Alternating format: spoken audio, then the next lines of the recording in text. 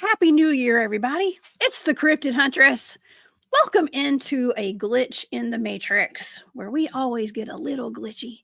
I have something super interesting for us today. I've actually decided, I made the executive decision to switch up the shows this week because we do have Jimmy Payne coming on the show tomorrow night. He and I just watched a movie together this past week of The Island of Dr. Moreau. He is actually a part of that movie. You know, they say that our government takes some of these special black budget programs and secret programs. They give the script to Hollywood, basically, to put some soft disclosure out there. And Jimmy was very much a part of that. And so we are going to be getting into The Island of Dr. Moreau tomorrow night, 8 p.m. Eastern, here on the channel with Jimmy Payne, you guys. And I know James Rink was supposed to do that show with us. And rest in peace to our good friend James Rink. But Jimmy and I have decided to go forward and do the show. And it does entail real disclosure of dogmen and animal-human hybrids. And Jimmy was unaware that one of the most seen and most reported dogmen are hyena-type dogmen. And actually, that's partly what the movie's about. Okay, and this is based in the Vietnam era. So we're going to get deep into the war lab, as he calls it, off the coast of Vietnam. And it's going to be a fantastic show, y'all. It blew my mind just watching that movie with Jimmy the other day and getting all this information from him. So we are doing remote viewing targets today. And you guys are going to love these. Barry Littleton is here with me in the studio today. And he gave me 3 separate targets we're going to go over. I think you guys are going to love it. I think it's a great way to end 2025 with this show. We're going to bring in 2026 with Jimmy tomorrow.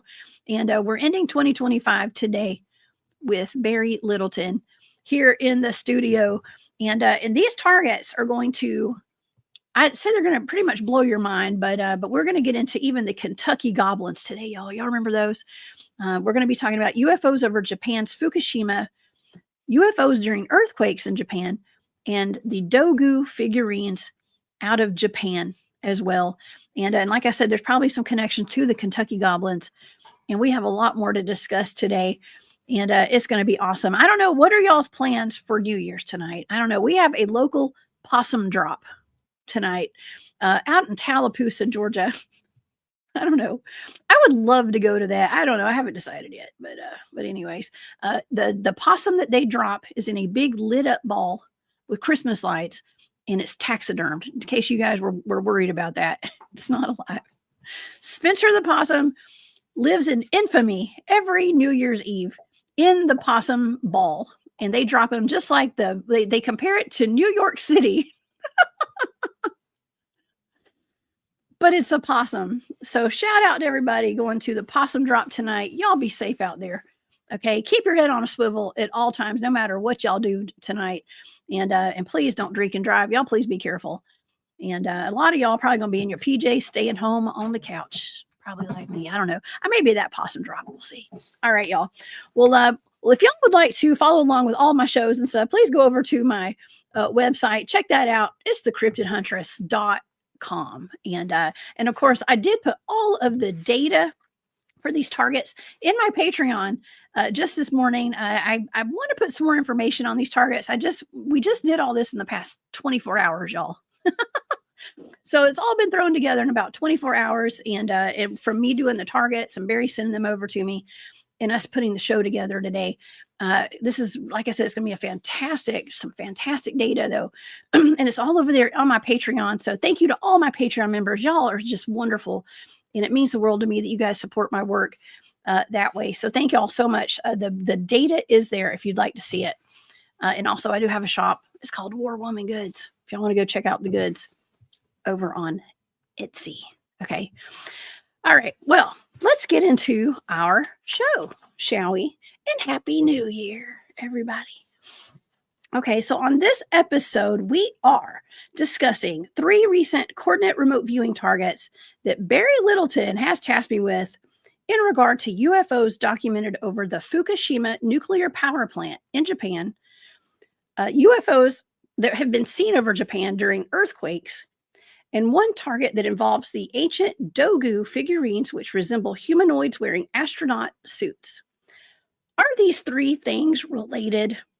We're about to find out. You guys, please help me welcome to the show our good friend, Barry Littleton. He is a cutting-edge researcher, and you guys can find him on his channels, Barry Littleton on YouTube and on Patreon. Please help me welcome to the show our good friend, Mr. Barry Littleton. Hey, Barry. Oh, hey, what's up, Jessica? Happy New Year. Happy New Year to your audience. Sorry, my voice is a little shot because I'm just getting over some nasty thing that I think a lot of people are passing around. You know, today is actually my father's 93rd birthday. Happy birthday to Pops. Yeah, my mother is passed, but, you know, her birthday was actually New Year's Day. Actually, so yeah, so I know all about Capricorns, man. Oh man, my dad's a Capricorn too, Barry. We're Geminis and they're Capricorns. I know, right? I know. Well, happy heavenly birthday to your mother too. And thank you. I appreciate that. I appreciate that. And thanks for doing this target. You know, this is something we threw together really quick, and I think it'll be fun. You know, we haven't got a chance to really go over much, except for now you know what the targets actually were. Mm-hmm. And it's I find it fascinating how many things I think it ties into that we've done work previously and bringing it together and throwing in some different elements. You know, I so often talk about ethnic extraterrestrials, specifically melanin dominant, but I enjoy ethnicities of extraterrestrials in humanoid form. And this is one that isn't often addressed. I think is, you know, not just Japan itself and the type of activity they're having, but those that appear to be Asian type ethnicity extraterrestrials. And that's going to come up here too. So I think that's kind of important, you know? Oh yeah. No, I think it's fascinating. I think these targets are great. I hope that I'm on target with the data. I hope so. What did you think on first glance, Barry? I was pretty blown away. I didn't know what you were going to get. You know what I mean? Because all right. So the first set of target that I gave, the first set of coordinates, it was actually the UFOs inside of them. These UFOs that are seen at Fukushima, they were seen after the disaster, before and after. But a lot of people that started putting like false images in there, so that didn't, you know, that kind of got dismissed. But then, you know, if people look up how active those 2 cities are around that area, earthquake wise, it's super active over there. And every time they have a reasonable earthquake, these lights are seen. These plasma / earth lights are seen. And to me, it takes, when I look at them, what I've seen, to me, they represent what it can be called like a UFO swarm, a ship swarm. And to me, that indicates more biological factor, because they seem to be doing sometimes what's mitosis and things out of each other. Okay, so that's just what I kind of saw out of that. But I wanted to know what. So the first thing, I'm getting all excited. Oh goodness. The first target is what's inside of them. Okay, and in the second target was their place of origin. Where are they coming from? You know, and something that makes me want to ask that is because when we start looking at, you know, not just that disaster, but the fact that we've had technically over 500 nuclear devices, atomic bombs detonated in our atmosphere, people can look that up. That's really bad. And if you're dealing with the hydrogen molecule, you start ripping into other dimensions. And for all we know, blowing something up here may completely devastate another frequency, another vibration right here on Earth with us, whether it be crypto terrestrials or like that book, Earth the Only Planet of Choice, describes the civilizations, the different, like the layers of an onion, dimensionally and vibrationally. That's how Earth is. So anyway, so that's what the second one was, their origin. I just wanted to see what you got. And then the last is those figurines, there's Japanese figurines called the Dogu, Dogu, and they look like they look like to me like astronaut suits. And there's a book that was done by Van Daniken and that other gentleman that you have that actually diagrams how much that piece by piece those Dogos figurines look like. Yeah, right on, Jessica, right on. Yeah, how they give really good diagrams in that book of how much those figurines have the same things on it that the astronaut suits have, like piece by piece diagram. It's pretty interesting. Ancient aliens. Yeah, so I He's just on wanted that to show, right? What's Ancient that? Aliens. Isn't Daniken on that show sometimes? Ancient Aliens. He's talking about everything. He's like OG, isn't he? Oh yeah. But yeah, so that in fact, that brings us to something else, that comes with that area too. And it was actually an Ancient Aliens episode that kind of spawned me to do this, a newer one, episode. This final, so it was like season 25 or something, number 17 or whatever. Anyway, it was really interesting because in that episode they started talking about these two things. One is this type of, not a ship, a UFO that was seen floating around, similar to the story of those balls, but this thing looked like a doorknob, a metal doorknob. And it landed or crashed, and they went and got it. And they had pictures of it, and then it disappeared. Just like that stuff that was given to, Marcel Vogel, those Meyer pieces of fragments that he had analyzed. And you can see that's a real deal. And then those just disappeared. I met a guy named Dan Willis, who was on this panel with me recently, and he did a whole bunch of work with Marcel. And it was during Jock Doubleday's show. And I'd asked him, I said, did you see those materials? And just he said he handled them. He said, yeah, I saw those. He touched them? I handled them. He did some of the, yeah. So yeah, he described it. He said it was undoubted that they were made by cold fusion. And he's looking at me because, those pieces like disappeared. I said, that's what Marcel said. He said one of them was in his pocket, man. It just like vanished. It's in his pocket? It was wrapped up in something in his pocket and it just disappeared. Yeah. And Vogel said a lot how he thought he was giving some of these samples of different things just to do the analysis to prove the data to the world, and they weren't to be kept. So in that way, we're dealing with this, and I know it's a big deal about those spear things that Greer's talking about. They kind of look like they were pulled out by the cartel or something. I'm sorry, that's the way they look to me. But I mean, everybody's talking about that. But this metal knob was similar, and underneath it, like had these ventricles of things on it, and it disappeared. Okay, and then tying that into something else, which is an encounter that happened in Japan, a schoolyard encounter. And I tried to find it in Preston Dennett's book here, but I wasn't able to before we could start the show. I thought maybe he mentioned a schoolyard encounter in Japan, but I wasn't able to find it either because I just lacked the skills or it happened after he had published this book. I don't know. Anyway, point being that it was another situation where there was a craft scene. You got beings communicating with the children, and they also touched them. And the reason why I wanted to bring that up to you is because the illustrations looked incredibly like in fact, I sent you those to you on Messenger, a couple pictures of those diagrams. I wasn't able to find them online, but I just took it off the episode. But they look incredibly like what the Hopkinsville Sutton family creatures, or as you call them, the goblins, the Kentucky goblins. Kentucky goblins. And, and I remember in your data from the first, you kept talking about how they were obsessed with the children. They were interested in the children. And I kept telling you, I said, I don't think it's benevolent for some reason. And you kind of thought it was. I said, I think it's kind of benevolent with their appearance there. But this school thing is these beings trying to do the same thing that happened after. They're trying to get them to worry about the planet and things that are, why? And why do these beings glowing, those Kentucky goblins glowing? Does this have something to do with that radiation them being from the future or them being from a parallel Earth. What in the HE double hockey sticks is going on? I don't know. I think, I mean, I saw an immediate comparison to the Kentucky Goblins, and I'm going to try to pull I had those pictures pulled up, and then my computer's gone flatlined on me for real today, y'all, over here. So I've just got too much stuff downloaded on this one. So, but I'm going to try to pull those pictures up when we get to it. Okay. But they do look a whole lot like the Kentucky Goblins. Let's see if I can pull up. How about this? Let me share my screen.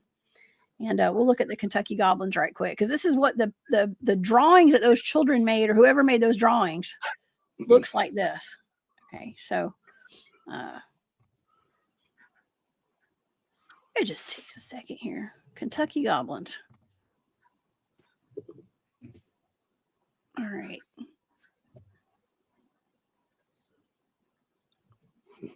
Here we go. Okay, this is... add to stage. I thought I added it. There we go.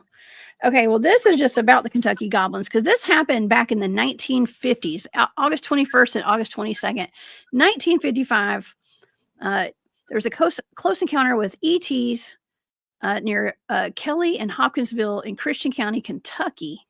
And this is the one where they had the family that was that had some friends that were worked in the circus, I believe.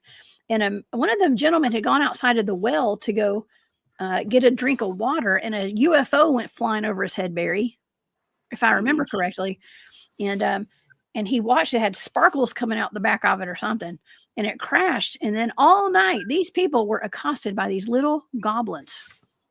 All night. This is kind of the accosted. They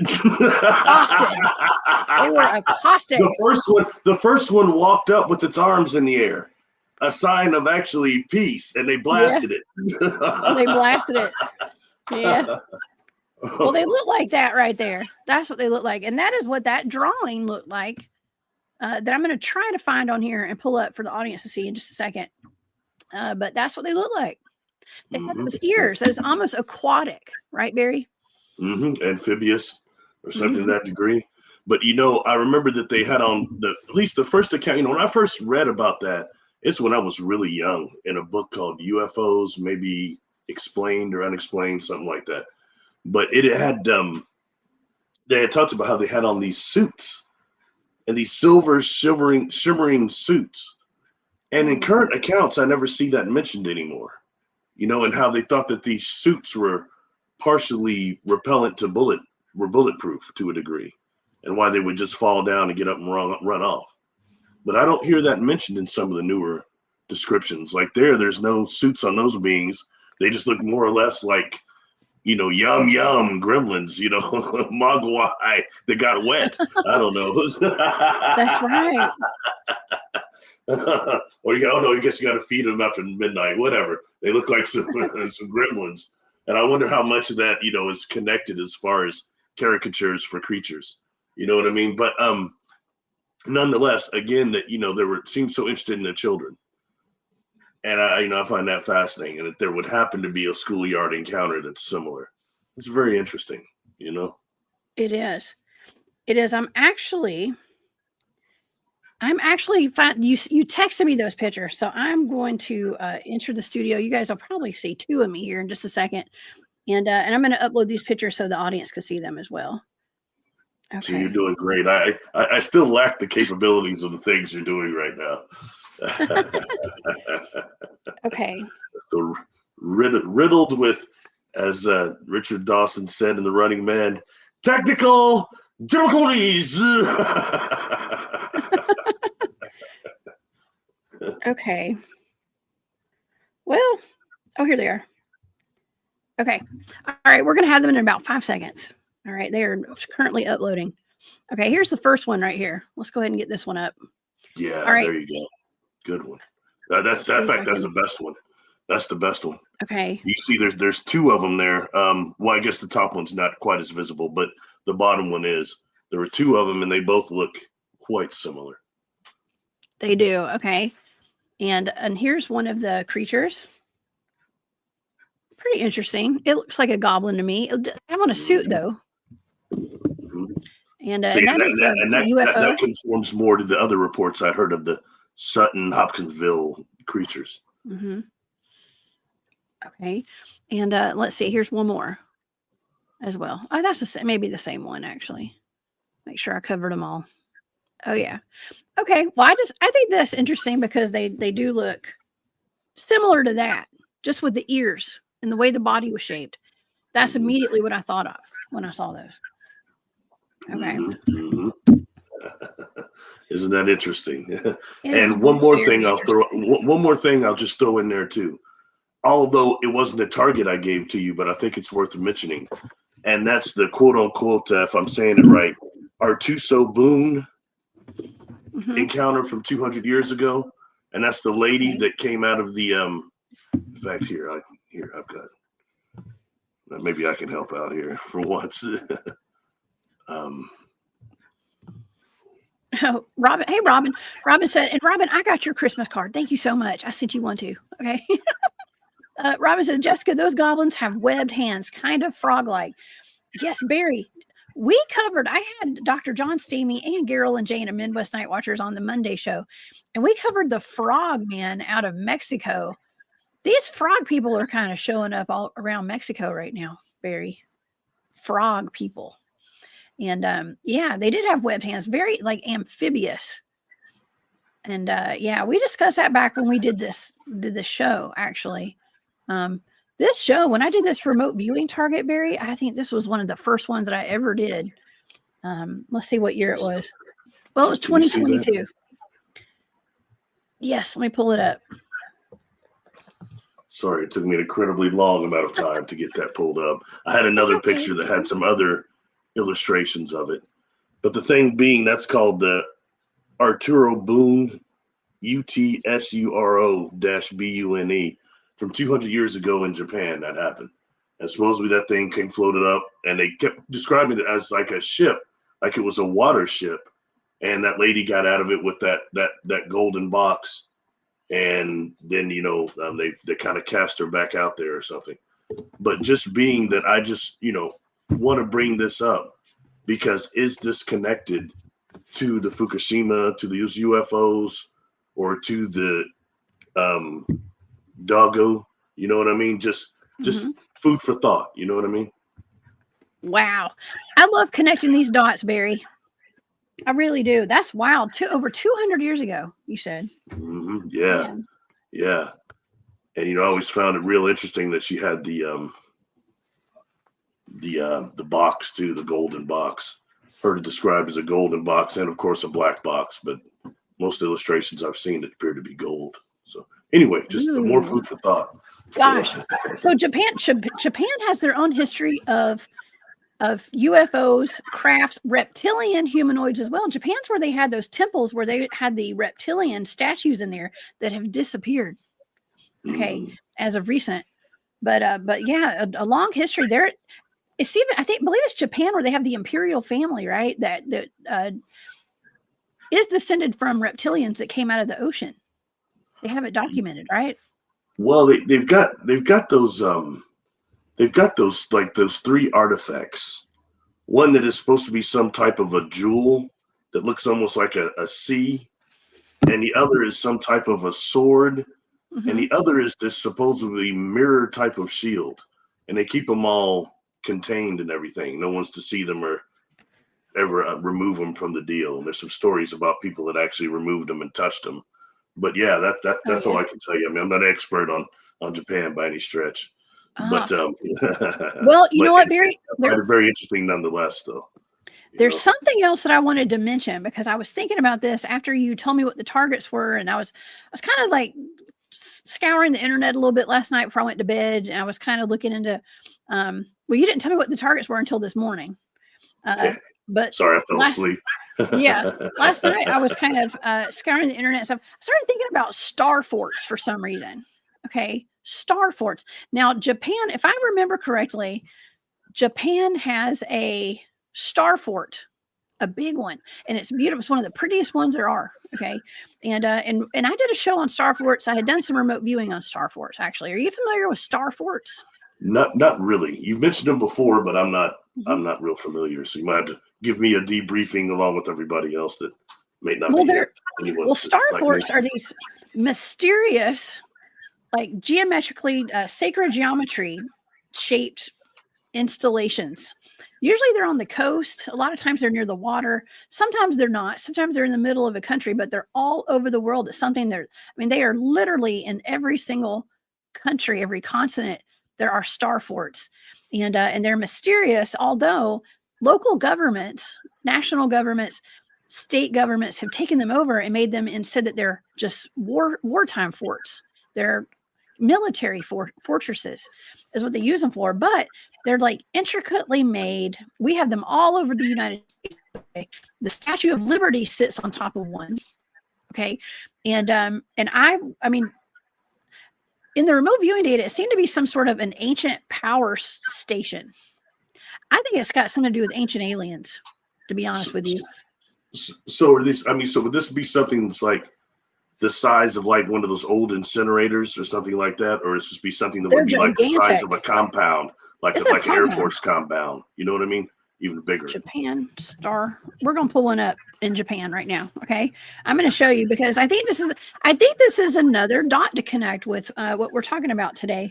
Let me share my screen. Yeah, we need to look more into star forts when it comes to the UFOs out of Japan, and the things that are going on there. Okay, Japan star fort. Here we go. Okay, give me 1 second. Hello, Adolf. Thank you for being here today. All right, Barry. When you see this, you're gonna recognize them probably. Okay. Tell me what you think. They're shaped like stars. Okay.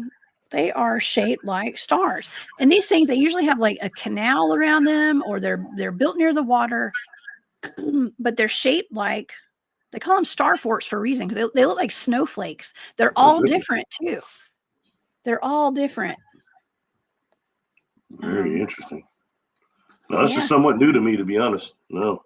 Well, Barry, we gotta dig some more into these star forts, and a lot of them have underground tunnels and underground facilities underneath them. The ones in America, some of them do, but I mean, I wonder they're how many are literally there all over the total planet. around the world. Do you know? There are people who have taken count. You can go and look up on go do a search of it, and people have done the tallies on them. There's a lot. Okay.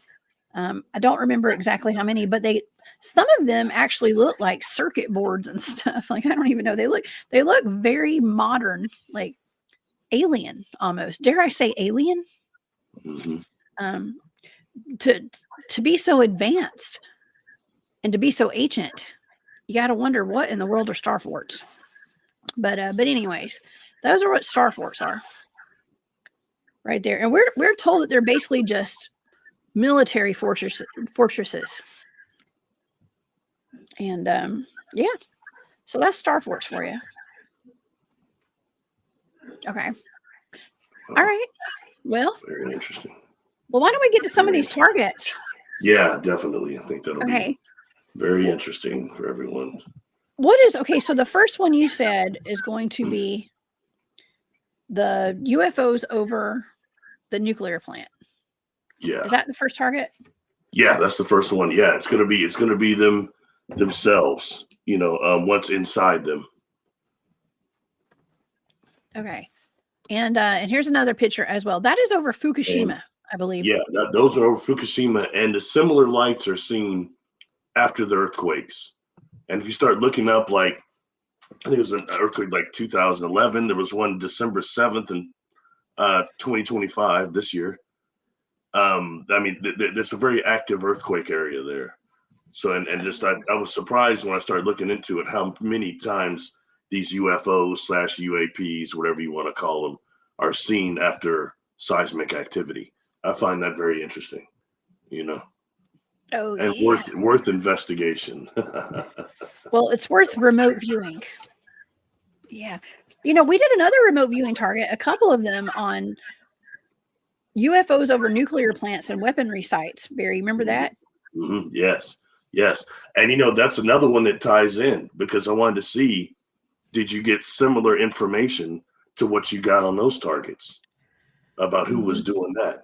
And again, that was when we were also trying to connect with who was the organization that was the people, the beings that were doing that to mess with the military nuclear, and who was the ones that were reaching out to the children and trying to see if we could draw some, connections there. Oh, yeah. Thank you, May. Mamie says, hey, I'm in your Tartarian remote viewing data, which I've been saying Tartarians connect to the Galactic Federation. That's awesome. Thank you so much for checking out the remote viewing data. I appreciate that. I'll be back in like 10 seconds. So look over stuff and I'll be back in 10 seconds, sir. Okay. All right. We'll hit the mute button with Barry. Yes. While he's doing that, I'm going to say hey to everybody in the chat. I'm super excited. I'm glad you guys are spending your New Year's Eve with us over here. I know it's kind of early, but yeah. Oh, the Pentagon. That's right, too. Hey, Andrew, by the way. Good to see you here. Please stay safe on those roads out there trucking. Okay. And William, the Pentagon. That's right. The Pentagon could be a star fort. I guess it is a star fort. It is in the shape of a pentagon or pentagram, or not is that a pentagram? Ooh, yeah. That's interesting. Hold on. There we go. There's Barry. Sorry about that. There's an echo going on. I try to kill it. All right. Oh yeah. Sounds good. Look for patterns. You're right, Jessica. Yes. Thank you. We're always looking for patterns. All the time. That's what we do the best over here. And okay, well, let's get into this data then for these UFOs that were over this Fukushima nuclear site. There's a lot of data here, and I just spilt my water all over this, so I can still read it though. Okay. I can still read it. I had a paper towel over here beside me somehow. I don't know. I was able to stop it, but okay. Well, let's get into this. Okay, there's 3 pages of data, y'all, and we're going to go over most of it. I think there's some good stuff here. Okay, so some of my sensory data, Barry. We got trained, drained, tingles, tight. We got cracked, snapped, fast, slow, and perpendicular. That was my sensory data. All right, so my analytic overlay for these UFOs over Fukushima. This is just the Fukushima one, right? Because we got the other one. Are the UFOs over the earthquakes? Is that right? No. This is the inside of those UFOs. The inside of the UFOs. Okay, sorry. I'm not listening well today. That's all right. The ones that were seen over Fukushima are pretty much identical to the ones that are seen after the earthquakes. And that's spanning all the way from then to now. And they appear to be these almost light plasma light things.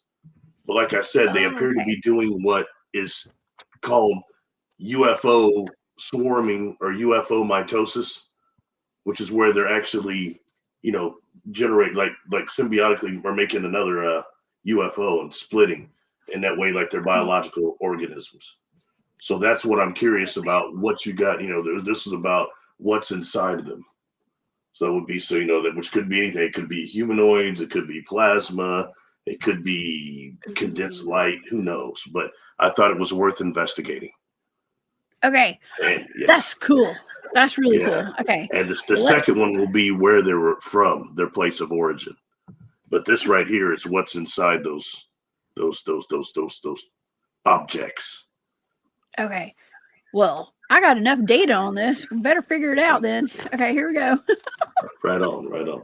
Okay. So I wrote down train, slow moving, tight space, covert operation, dead of night, dead of winter, busted. I put busted with an exclamation point beside it. Busted.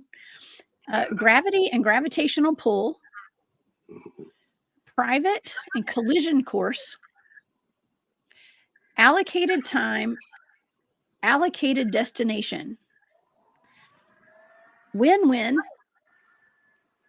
backup plan, and I wrote down cold fusion. Really? And I started I see. Cold fusion, and I started hearing that song, "Whip It Good." No, crack that whip. No, and I just wrote that song, "Whip It Good." So it's something about whipping it. I don't know.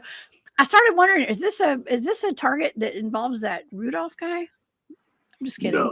Okay. No. I would never do that to you. I would subject Everyone you to needs a that whipping. energy. Okay. But anyways, but that's the first page of data. And then the drawing was actually, it was like two things colliding. I felt like there was something colliding maybe, but I don't know. That's the picture that I drew right there. Forces that are like, and once we started talking about this, you kept asking me like, what this is, what do I think this is? And I kept feeling like, well, maybe this is something like magnetic, and either things are coming together or the magnetism is like making things be opposite. Does that make sense?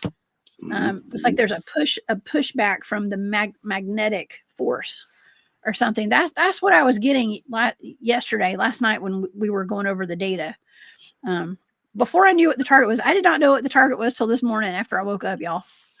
But that's that. What do you think so far, Barry, about the data? I mean, it sounds almost as to be more machine in that way. That's kind of what I'm getting from that portion of it. But I'm curious. There's the word you used, allocation. What does that mean? And then the other one would be you said busted. What's busted? You, or you trying to look in there, or do you mean busted as in them trying to destroy our planet with nuclear weapons? It's not me. I'm not busted. I'm busted. They're busted. How do you know that? You said that all assertive. How do you know? Busted. I mean, I was wondering really. what that meant, though. Seriously. Busted. Well, the allocated. I wrote down allocated, and underneath it, I wrote with a little line beside it, like bullet points. I wrote time and destination. Allocated time, allocated destination. So that's what that was. But yeah. Okay. Well, it's a covert operation that happens in the dead of night. Whatever this is. The magnetic thing in your drawing reminds me of some type of a propulsion. Magnetic, like magnetic, electromagnetic propulsion in a way. Maybe not ion drive, but yet the magnetism is important, I think. And that's just saying to me more of a machinery thing, but I don't know yet. But that's just kind of what I was getting from that, Yeah. Okay. Well, let's go to the next page. This one's really interesting because look it up. I was seeing a lot of round circular data, and I was seeing things that were spinning around each other in orbit. Okay, and I have a picture that represents exactly what I was seeing. Okay, that I drew. But I wrote some of my analytic overlay that I wrote down right off the bat was gamble, silenced, VTech, and roundabout. I was actually seeing something round like an orb, and I wrote circular, something that was floating, spinning, and gravitating. I wrote gravitating, spinning, and I wrote gravitational spin with forward movement. And I started seeing it was like a whole bunch. I wrote something about the planets being aligned in outer space. I wrote outer space, and this is what I drew. Well, I drew some orbs right there, but I said outer space right there, outer space, and I thought maybe they were planets because it was something round. But I drew that. I know it's a little blurry, y'all. But I drew that, and it was almost like they're just things that were like spinning around each other in orbit. Okay. So that's what I was seeing. What do you think about that, Barry? Again, that's a propulsion system of some type. That's very interesting because you're describing it, I think, from being from another place, which would either be another planet dimensionally on Earth here or from space. I don't know. But interesting thing is, excuse me, voice is going out. Your diagram there looked like an atom. It looked atomic. An atom. Yes, that's what Ingeneb says. That's a model for an atom. Yeah. Neutron. And you're calling that space, but at the same token, we're dealing with also atomic detonations. Oh. And that's part of, in that way, like for example, even the Foo Fighters started being seen after that too. And are these things that are coming through to investigate? Is that mean busted? It's your dimension that's doing this, and we've located exactly where you're doing this and where you've ripped up our dimension at. Is that the busted part?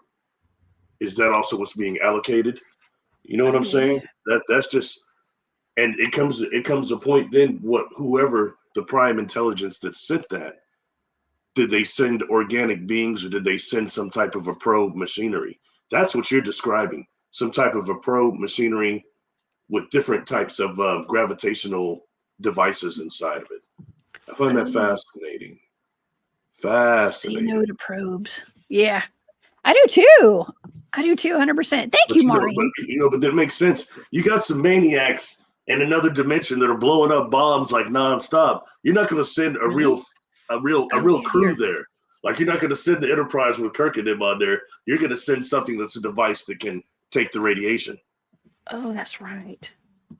And but I wonder what the connection. Well, we'll get that on the next part of the target. But what the connection is with the earthquakes and the seismic activity and their appearance. You know what I mean? I didn't see anything saying that they were seen coming out of like craters or anything, but just that they seemed to appear after the seismic activity. So I wonder what's the connection there. You know what I mean? I'm sure we'll get to that, but that might come up with their origin. So sorry. Well, you mentioned that. Why would they need to send something that could withstand the radiation? Guess what? That's something I'm going to be talking about tomorrow night with Jimmy Payne. He told me that part of the reason that our government, this is all alleged, y'all, it's for entertainment purposes only. But what we're going to talk about tomorrow night is the creation of these hyena type dogmen with our military. And all these other human animal hybrid experiments, basically. And he said these, like, even like the werewolves, he was talking about the werewolves, some of these dogmen, they can withstand the radiation.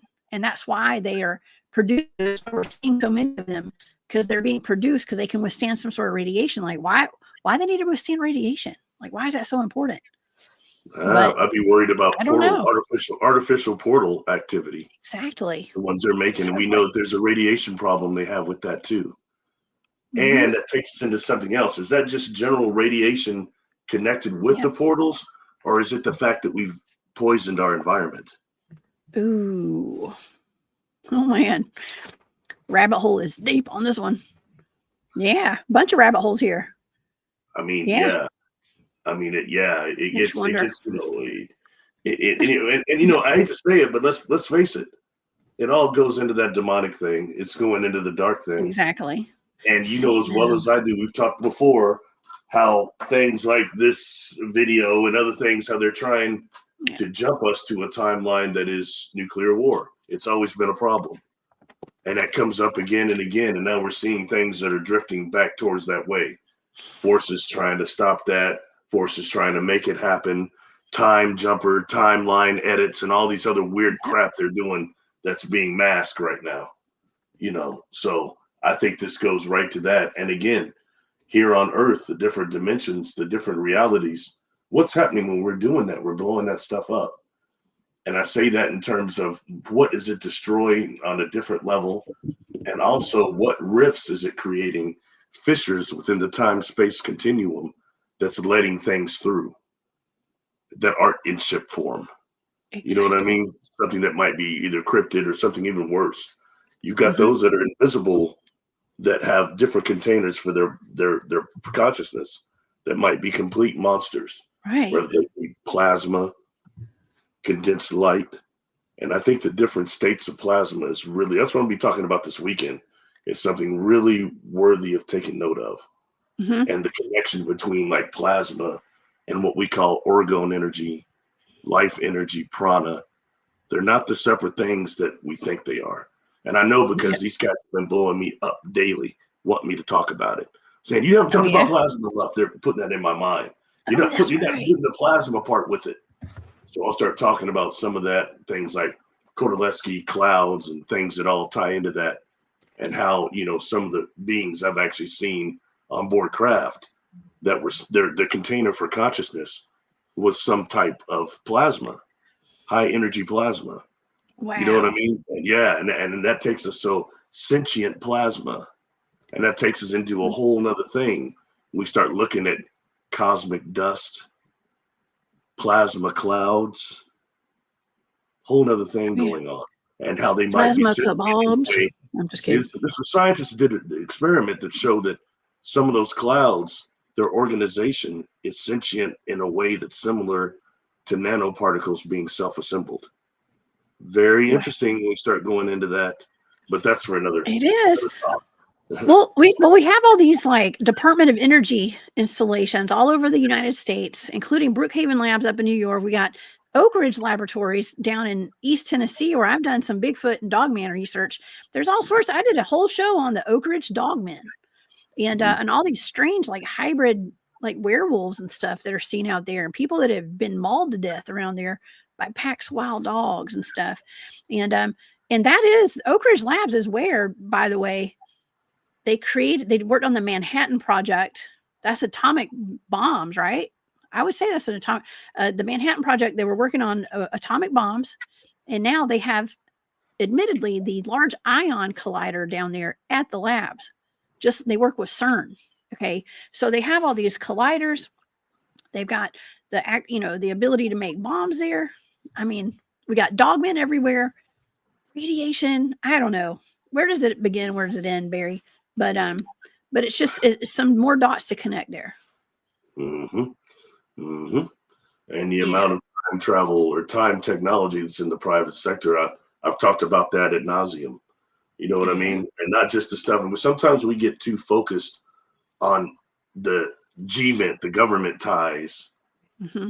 and the conspiracy part, and blowing that out of the water, and we don't look at what's in plain sight sometimes in the private sector.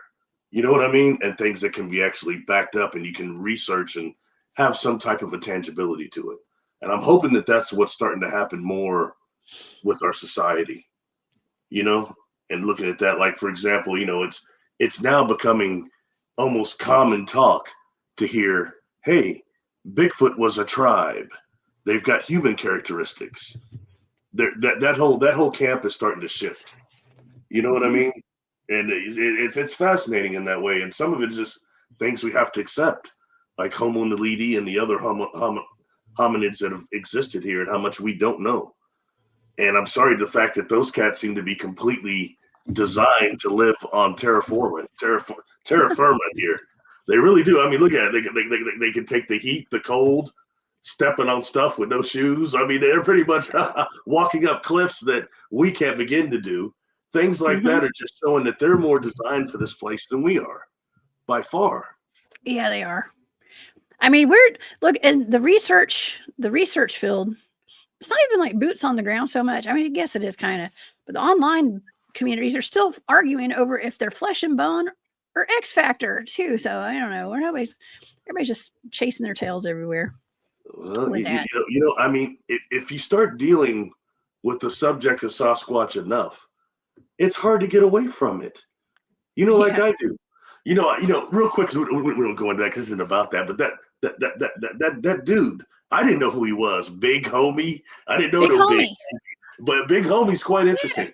I listened to several of his interviews and what he's doing off in Africa and things like that, and really getting in talking to indigenous Mm-hmm. things he was saying about the orbs being seen, but then the footprints coming almost immediately. But they're never actually seeing the beings, but the orbs and Mm-hmm. the footprints seem to be definitely connected. Just little bitty things like that come from the people indigenous is really important, I think, Yeah. when dealing with these Yeah. different types. And we're dealing with some type of beings that have like the Toltec understanding of awareness and consciousness. And us mistaking them for being apes is just off. It takes us into that thing, Scott Carpenter. I've been watching a lot of that stuff, but they go so much in the Nephilium aspect and the biblical Mm-hmm. aspect. That's fine. Everybody, their own different takes. But the Nephilium were described as being human, something else hybrids.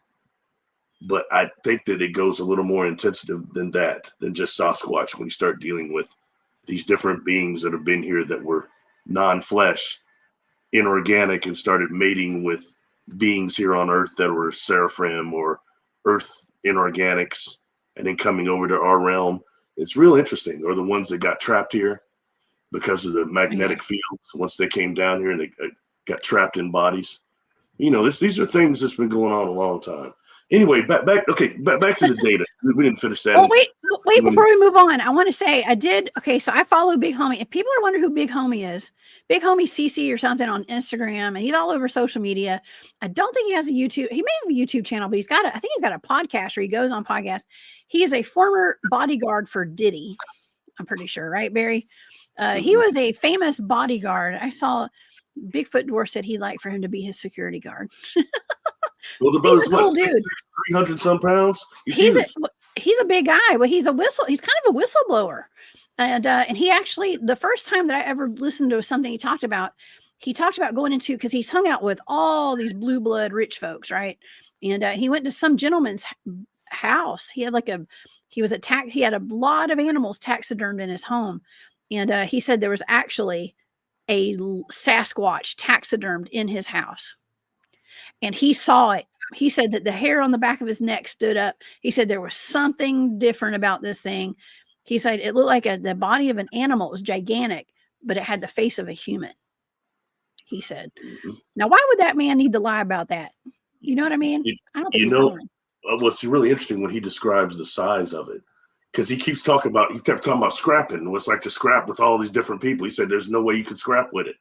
And he was saying he stands my brother's height. He said about 6'6". My brother stands about 6'6", 6'6.5".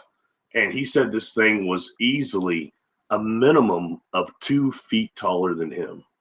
Mm-hmm. And he said the clavicle, the way he described it, and the size of the thighs, it was quite interesting, to hear somebody that size. He started talking like you do. He said, I met Shaquille O'Neal and the biggest people on earth, and they have nothing on this at all.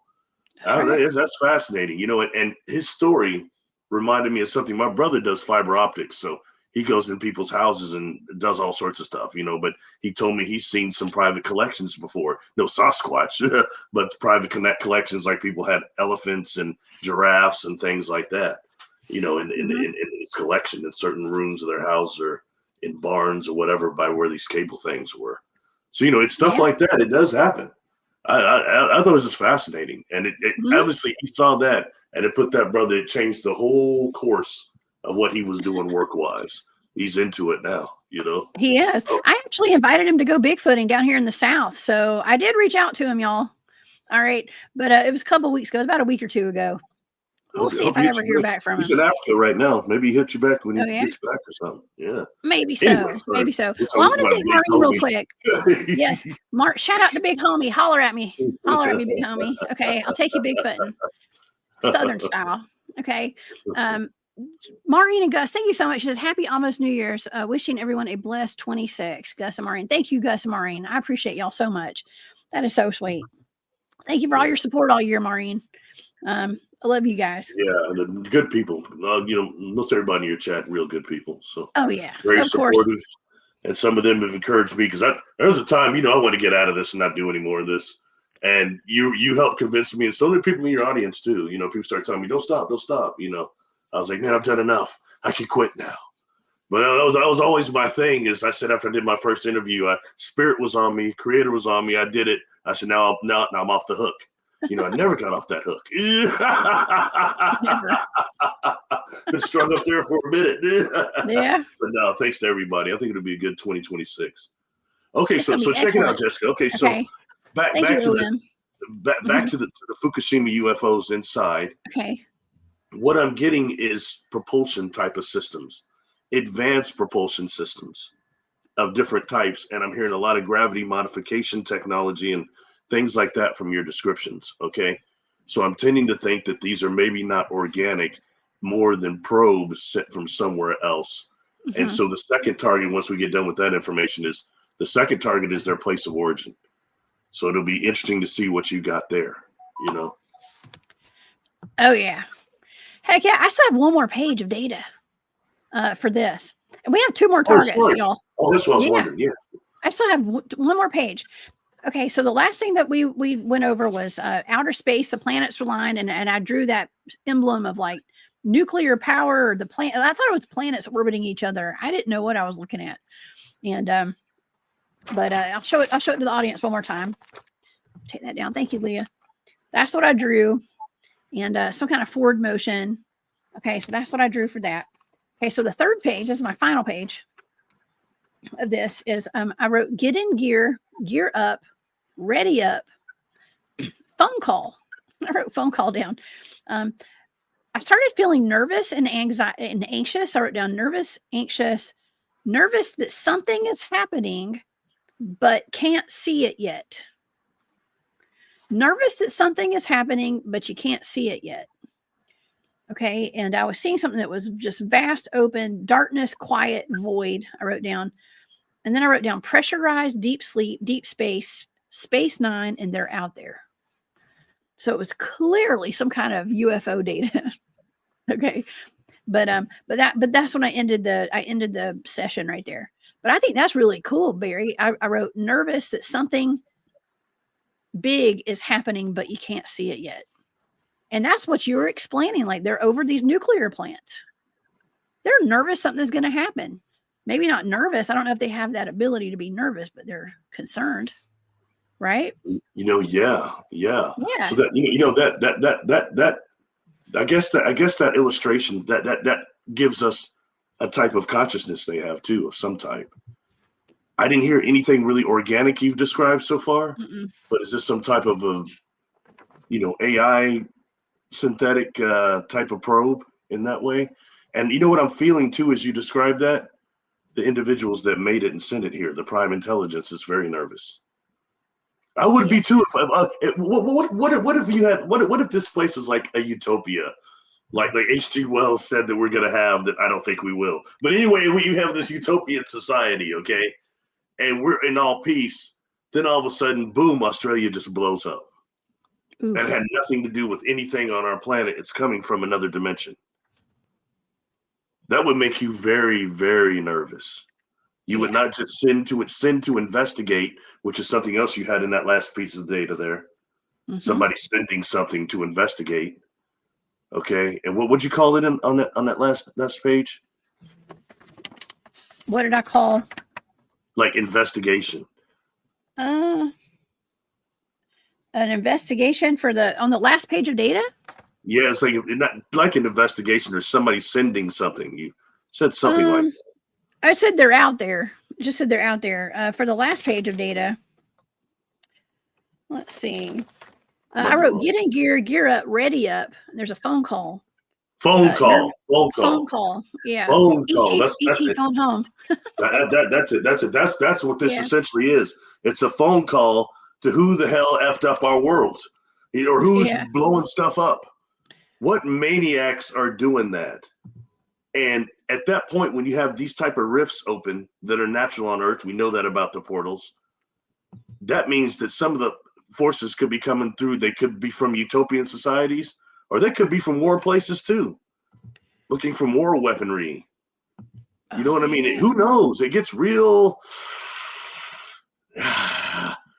muddy waters. Red man, muddy waters, muddy waters.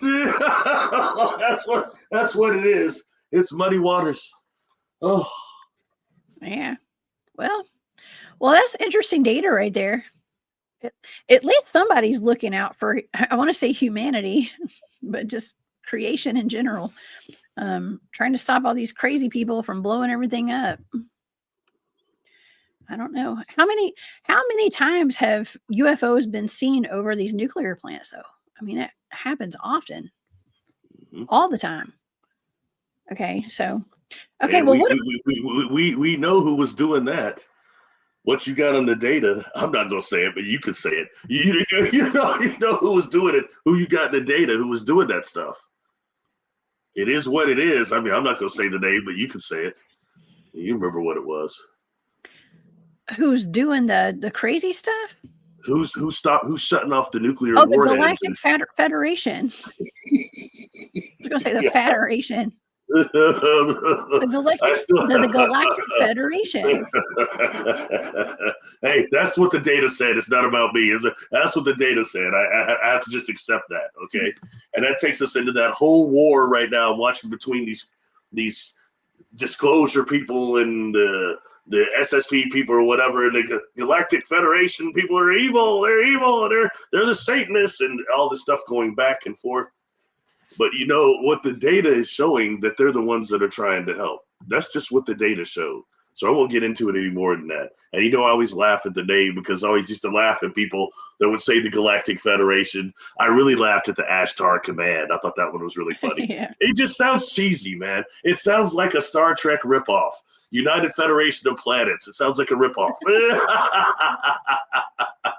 Then when I got the beings I've dealt with, as far as the organization that gave you as a blind target, it was 36 before I finally got that name. And you know, and it was so ridiculous. This is telepathic. I was out walking, 4 a.m. in the morning. I stopped walking. I put my hands up. I said verbally, screw the telepathy. I'm like, are you kidding me? I can't use that name. It's more cheesy than the ones I've been laughing at. You know, but hey, got to deal with it. Because they came through. No, it's not a joke. There was no humor when the next transmissions came through. You know what I mean? So, and you can feel star beings have an odd sense of humor, kind of like I think maybe Sasquatch does. Anyway, neither here nor there. But okay, so okay, you want to go to the next one? Place of origin. Let's go to the next one. Okay, the place and the origin of these UFOs that are flying over Fukushima and the earthquakes and stuff. Right, place of origin. Okay, we have 2 pages of data for this.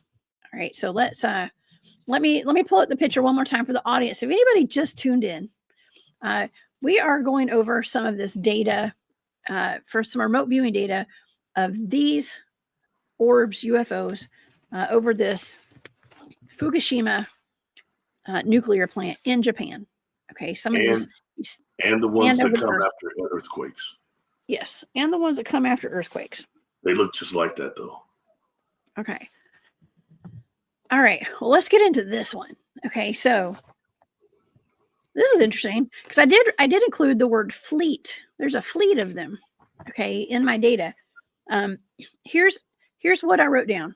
My sensory data: caught, captured, amazing, enormous, remote, isolated, deep, and spinning. Okay. So in my analytic overlay, I wrote vertical spin, Billings. I felt like that was somebody's name or something, but I wrote Billings, seafaring. Okay. Well made, well done, architecture. I was getting a lot of architecture data. Okay. Like somebody's built this. Okay. Floor plan, fleet.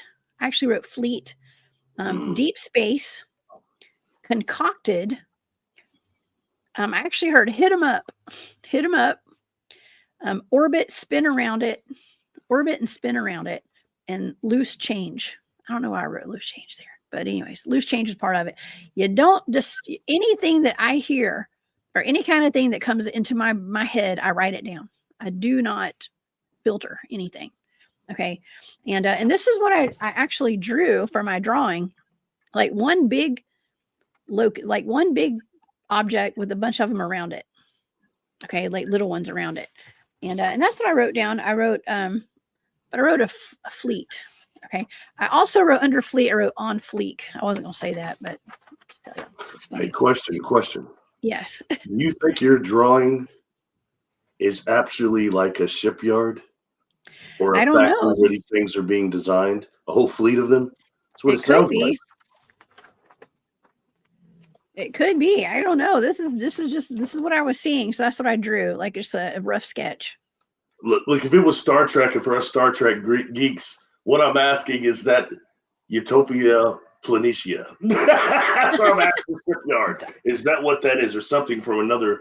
You know, before you keep going, one other thing that I'm having to accept this because I thought it would lead to maybe this being a dimensional thing from Earth, but you know, you have most of your data is pointing to outer space and coming in here from space, not just another dimension, but from space. So anyway, just accepting that. So please keep going on.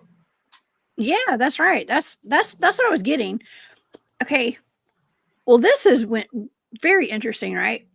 Because on the next page of data until I ended this session, I was getting a lot of ancient information, ancient scrolls, ancient tablets, even the Stonehenge and the Georgia Guidestones, all that. Like, not necessarily what was written on the Guidestones, but I was seeing monuments. Okay, I was seeing monuments all over. I mean, it could be all over the earth, wherever they were. I was seeing multiple monuments, like ancient style monuments made out of stone. Okay, is what I was seeing. So I wrote ancient. I wrote coming down, messenger, tablets, scrolls.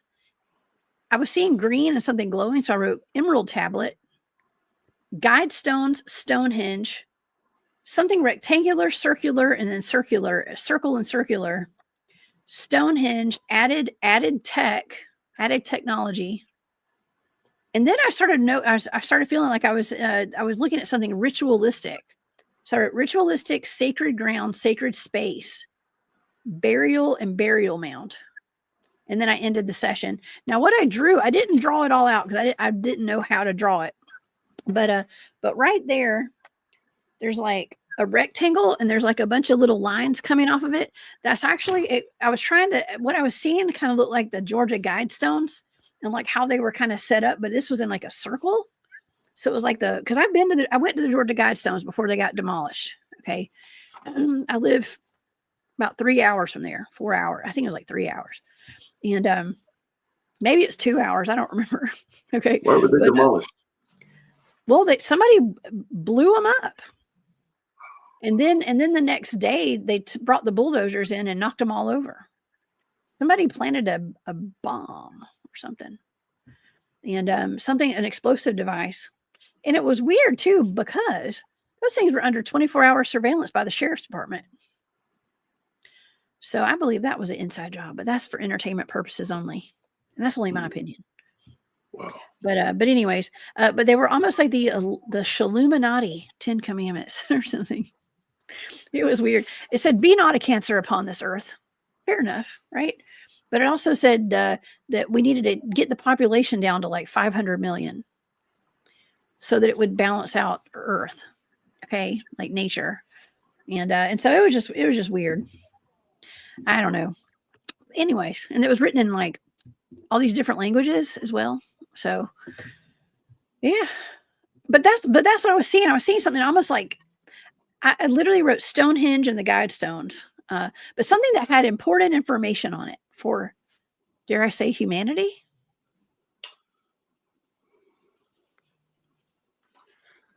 You know, was that the last page? That's the last page. That was it. You know, I think that maybe you're dealing with civilizations, beings, consciousness that is using like those megaliths as self-activating technology and assembling things through probably geometric patterns and manifesting through that. That's what I'm getting from that. You know what I mean? Because those stones, that's real interesting. What's the connection between you're giving a connection between these things, Stonehenge, and then outer space. Yeah, the emerald tablets. I've never really looked into the emerald tablets before. I don't even know what those are, really. Oh God, I know somebody that has somebody I don't care for. That's all they talk about is that. Oh yeah. Anyway, we won't even go there. Entertainment only, my friends. Anyway, right. But I think you're dealing with two things. One is the individuals of origin. That's what's there, and how they're constructing these things.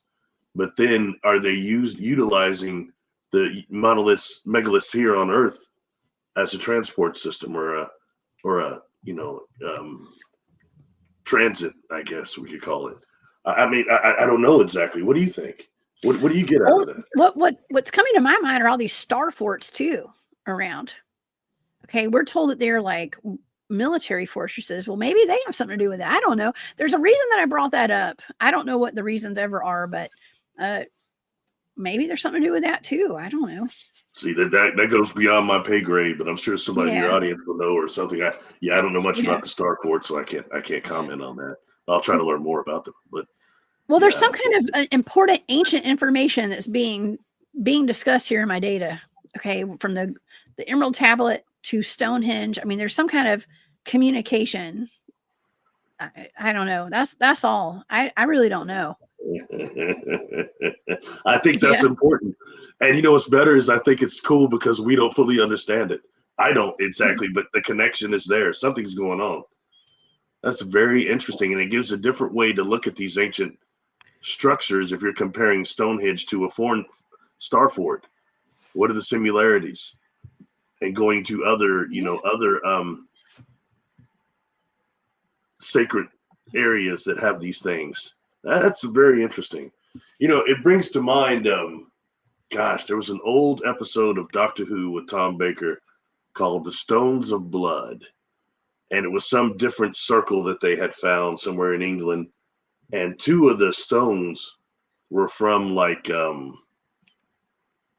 it Orion, somewhere around there? But they were these stones that were silicon life forms. And they appeared to be dead, just stones there most of the time until somebody put blood on them. Then they used hemoglobin and came alive, like hostile. Just things like that filter into science fiction. This comes to mind. It's whoa. Maybe that's why they've always had those sacrifices and stuff, like the Aztecs. Well, they always use the blood for manifestation. Yeah, that's used for manifestation and feeding. The hemoglobin. Occultists still do. Mm-hmm. Mm-hmm. Yeah. Yeah. Oh yeah. So it's very ancient. But this here is this is opposed to blood ritual. This is dealing more with what appears to be gravitational space technology too. And I mean, you even got in all that data, you got the purpose of them. The purpose was kind of said, was it not? Phone calls, identification, heads up, all the things you were saying. Gear up. Gear up. That's all the things that a probe would do, and possibly one that can also take action, as in shutting down military stuff, stopping nuclear explosions, that type of a thing. So we're dealing with a little bit more than sentient probes that are capable of maybe affecting things that are nuclear, atomic related. I would say definitely atomic, since your one sketch looked like an atom. I think all that connected. Yeah. And bottom line, whether it's interdimensional, extraterrestrial, there are civilizations that care about us detonating atomic nuclear weaponry. Nice. And, I know that I've told you before, I used to ask these beings all the time, what's going to happen in the future? Every time I have an encounter, I try to throw that to them. What's going to happen in the future? And they'll give me nothing, no thoughts, nothing except for this won't happen again. I see the earth looking like it's completely burned out, like a cinder or something, an ash in a weird orbit around our sun. And they say that'll never happen again. So how old is Earth truly? How many times has it been reconstructed in a Jock Doubleday terra firma type of way? Just asking, and we're going back. I know a lot of people talk about the Tartarians, but I think you can go even further back than that. Civilizations, when you go back to the giants, cats that were coming here from another galaxy, like Triangulum and places like that. We don't hear about that, and that's been completely erased from our history, including ancient aliens. They only talk about what happened in this last cycle. They're not going back what may have happened on the Earth, 1 billion years ago. It's really good food for thought. Oh, yeah. Yeah, I mean, I don't know. The word gatekeepers comes to mind. Okay. I can't help but wonder how many of those star forts are underwater. Any civilizations that are sunken. You know what I mean? Wow. Just food for thought. That's all I have is food for thought today. Sorry, I don't have a bunch of answers, but in fact, I'm getting more questions than I had before. Honestly. Well, that's something I already know you're going to be looking into star forts more from here on out. I'll try to And I learn think it's more something about that we really should look into more because I think it does connect to a lot of this. I really do. Okay. Well, let's go on to the last target. Okay, we have one more target for the day. Now, these are these little figures. I don't know if they're little. I don't even know what size they are, Barry. Those artifacts. These little fellas right here with the googly eyes. Or Dogu, however you pronounce it. The Dogu. Okay. There's some of them that look different. They don't all look like that, but I thought that's a really interesting one. That's the one I saw the most comparison in that book to like NASA astronaut suits. So your theory is that these could be based off of ancient aliens that came here a long time ago, and so this is they actually made a model of them and figurines to show these ancient aliens. Am I saying that correctly? Yeah, pretty much. Okay. And it just what I was most curious of is, those are some good ones. Oh, you put up some good ones. Yeah. Oh yeah, I have more. Oh, let's see them. Let's see. Lay them on us, Jones. Lay them on us. Yeah. Some of them might be the same, but I just have a few. Kind of looks like the cat's trapped in a teapot, but that's all right. Well, you know what? Like a very comfortable outfit. You know what I mean? I guess neither do ours, but Well, you know what I think when I see these? I think of like underwater too. I think of like an underwater diving suit, like with the thing over the head. I mean, some people say the outer space is our ocean, actually. So I don't know. Well, I mean, and here's another thing: the Japanese, right? The Japanese imperial family says that they came from the reptilians out of the ocean. So could there be some kind of connection with this? Could be. I didn't know there were reptilians. They said there were reptilians they came from? They said reptilian. Interesting. Yes, reptilian bloodline that emerged from the biodome of civilization under the ocean, they said. What you're dealing with, whether it be a diving suit or an astronaut suit, it's a suit to protect whatever is inside. An environmental suit, we can call them, And why I gave you that target is I want to see what you got once inside that thing. Or were they just figurines? It would all come out in the data. You know what I mean? Yeah. Well, we have some interesting data for this one. Okay. And I don't know. Let's just get into it. Okay. So the target were the figurines. What are the Dogu figurines? Correct? What's inside them? If there were beings. Okay. So I knew it would come out either way. That way, it was no way but the truth. You see what I'm saying? Okay. Okay. Well, let's get into it. Let's do it. All right. So my sensory data is aligned, bullied, warring, worried, worn out, tired, oblong, and falling. That was my sensory data. My analytic overlay is infiltrated, takeover, spawned. I just learned spawn the other day from my son. He plays video games. So spawned was in my data. Spawn is in spawn. Never mind. I don't know. I think it's like where you come back to life or something. Like, I don't know. It's the character that died and came back to life with a necroplasm suit. Yeah, that's what spawned is, basically. Okay. Your son's watching that. Oh, that's interesting. Spawn is. I don't know if he's watching that, but that's just a word, I guess. Infiltrated, takeover, spawned, warlord, war party. So a lot of war data, which is interesting. Okay, war party, cluster, domes, biodome, and then I got into like Morgellons or Morgellons, that stuff. What I was seeing. And I wrote coming from the sky. Okay. I was seeing the next thing I wrote was fuzz, fiber, chemtrails, chemicals, chemical makeup. Okay. And what I was seeing were these little fibers that were like coming out of everything. Okay.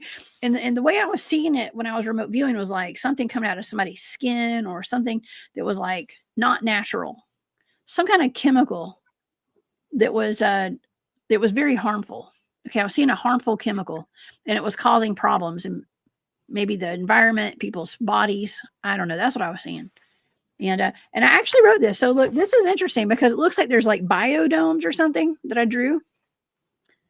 And there's like these little fibers that are like coming from the sky and like hitting these little biodomes. And that's what I saw. Okay. I don't know. That's what I saw. Or whatever these objects are down here, whatever those little fibers are, they're like hitting that. And that's what I wrote. That's what I was seeing. That was my first page of data. What do you think about that so far? Does it make sense? With what you're seeing, well, one is, okay, it appears that I'm hearing that sounds like it's also coming from space, wouldn't you say? It's coming from the sky. From the sky, from space. So maybe not so much of an aquatic being like was suggested at first. It could be, but aquatic from another planet, though, is more than just Earth aquatics. Yes, could be. But it's so interesting to hear if what you're describing is something that's similar to Morgellon's creature inside of this. So you're talking about a fibrous being, okay? Like almost nanodots composed of that type of a thing. And, you know, it's very interesting when you start listening to what Credo Mudawa said. We've talked about that before, about what the grays are really like inside when you break through that suit. He described them as being this fleshy pink thing. And, you know, that sounds something similar to what you're saying there, but he just described this type of oil it produces that's maybe toxic. Now, I've heard things about certain types of grays, again, that produce this type of oil secretion that is actually the way they self-feed. The way they actually take their self-nourishment. Yeah, the way they nourish themselves. You know, I'm not an expert on that. I've not encountered grays. And that joys me no end, okay? But anyway, but I mean, that's interesting if that's what's inside this suit, what you're describing there. Something from space that's a porous, almost similar to Morgellon's, and is growing into that suit. That's kind of what I'm getting from that. Like maybe they even grow into their craft as well. You know what I'm saying? I could be wrong, but that's what I got out of that, what you were saying. That's interesting. I don't know. You know what that made me think of was that I did a show on like the real or like reptilians possibly being inside a suit of armor, like depicted in a basilica in like Italy or something. It looks like a little worm head coming out of a suit of armor. And I was thinking of that for some reason. I don't know. I was thinking like, I don't know. Maybe it's just too out there. No, not really, because you described war throughout your data there. That's right. And this thing seems to be connected to war. And you know, and then you start going into the Japanese warlords. There were warlords. So is that like a kung fu master, man? Kung fu theater, man? I don't know, man. I'm just saying. You know what I mean? It gets real interesting at that point. And where that creature actually would have come from. It comes from somewhere space, and it sounds like an organic being inside that for not just protection, but it sounds like it is one. It's a porous being, organic being that has grown into that suit. Whoa. And uses that suit to go to probably different realms. Oh, wow. I mean, how interesting. Well, you know, I wanted to know if maybe those things were on board the craft, on board the lights, the ships, but that's not what's there. You know, and I also wanted to know, were they connected to that woman that came out of the sea? She came out of the sea with the box, the really? Artuso Boone. That picture that you showed us? Yeah. Whoa. I want to know if that was connected to them, because I thought that too, like that could be a diving suit. So like, was that somehow connected to her? Was she defecting? You know what I mean? Was she a defector for whatever's going on down there? That's a good question. Okay. But the data you got on those things weren't good, I don't think. No. We have a good question too. What are these things made of, Barry? Do you know what these figurines are made of? I was going to look it up right quick. No, I honestly before do not. Before we continue the data. What are they called? I would assume some sort of stone. but I don't know what though. To be honest, Hold on. That's a good question. That's a great question though. I need to know. Okay, before we finish with the data, I need to know too. The Dogu figurines. Let's see. I'm gonna read it real quick Somebody to the said audience. marble and copper. They are small. They are small humanoid and animal figurines made during the latter part of the Jomon period of prehistoric Japan. Dogu come exclusively from the Jomon period and were no longer made by the following Yayoi period. I don't know. It doesn't say. Hold on. It doesn't say, y'all. They look metallic, kind of though. If you ask me. Somebody said thought it was pottery. They're pottery. It could be. It might be. I don't know. Again, these are questions all over my pay rate. This whole thing. Yeah. They said there are about 15,000 of them.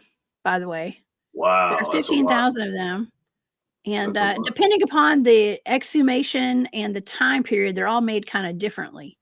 It says they're made across all of Japan except for in Okinawa, and they've been mostly found in eastern Japan. And they found it's rare to find one in Western Japan. And let's see, it says the purpose remains unknown and should not be confused with the clay Hanawa funerary objects. It's not the same. And characteristics, they are made of clay and are small, typically 10 to 30 centimeters high.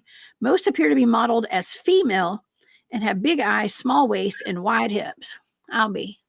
Okay, they are considered by many to be representative of the goddesses. And that's actually what I was thinking, that it does look like a goddess figurine with the big hips and the big chest. This one's got little boobies, I think. Okay. But it says little things for the oxygen. Those are nipple covers. No, those are nipple covers. Environmental things. Those are boobies, Barry. Okay. And but so they have large abdomens associated with pregnancy, suggesting that the Jomon consider them mother goddesses. According to the Metropolitan Museum of Art, these figurines suggest an association with fertility and shamanistic rites. They have large faces, small arms and hands, and compact bodies. Some appear to wear goggles or have heart-shaped faces. Most have marks on the face, chest, and shoulders that suggest tattooing and probable incision with bamboo. That's very interesting. Okay, so they're made of clay. Okay. Very interesting. We still got more data. Go for the data. Goddess. Finish the data. Whatever this is something of war. That's what your data was saying. Everything was warlike. There can be war women. I have a whole shop called War Woman Goods, right? Women are warlords. Well, that takes the Andromedan females. They're supposed to be warriors. What are the species anyway with the dreadlocks? Look at Wonder Woman. It's supposedly that honestly she's supposed to represent Andromedan women that are androgynous, hermaphrodites. And that they're a planet that appear to be almost woman-like, more woman, female, and that's what that's based off. And they were part of the Mayan culture. They actually seeded them here, and why they disappeared like that. And then also that they're connected to Queen Sheba and the white hair that she had, and that represents Storm. In entertainment. Oh, Storm. And you've got others. You've got Storm. You've got Guinan from Star Trek, the dreadlocks. You've got the Predators who have the dreadlocks. You've got Michonne for those that watched The Walking Dead. That's just had a big time sword. She was like a samurai, and she had the dreads. And it comes up again and again how they're inflected. They're in our society, or in our entertainment. Isn't Storm supposed to be like immune to radiation too? Isn't that a factor? Or maybe that's like the Hulk or something. I can't remember. I'm not sure she can control weather though, and lightning. Okay. So I don't know how much that goes maybe to voltage, But interesting nonetheless. Yeah. Thank you for being here. That's Phil. I'm sorry, my friend Phil's in here from Spaced Out Radio. Filthy. Thank you for being here. Y'all go check him out on Spaced Out Radio every Saturday at 5 p.m. Eastern. Okay. And he does drawing. He does all the artwork over there. So thank you, cool. Phil, for being here. I was just on Space Town Radio. Good interview. I know you did wonderful on Space. That was a great show, Barry. Dave's a good interviewer. He's always fun to talk to. He is. And Phil's pretty cool too. What's up?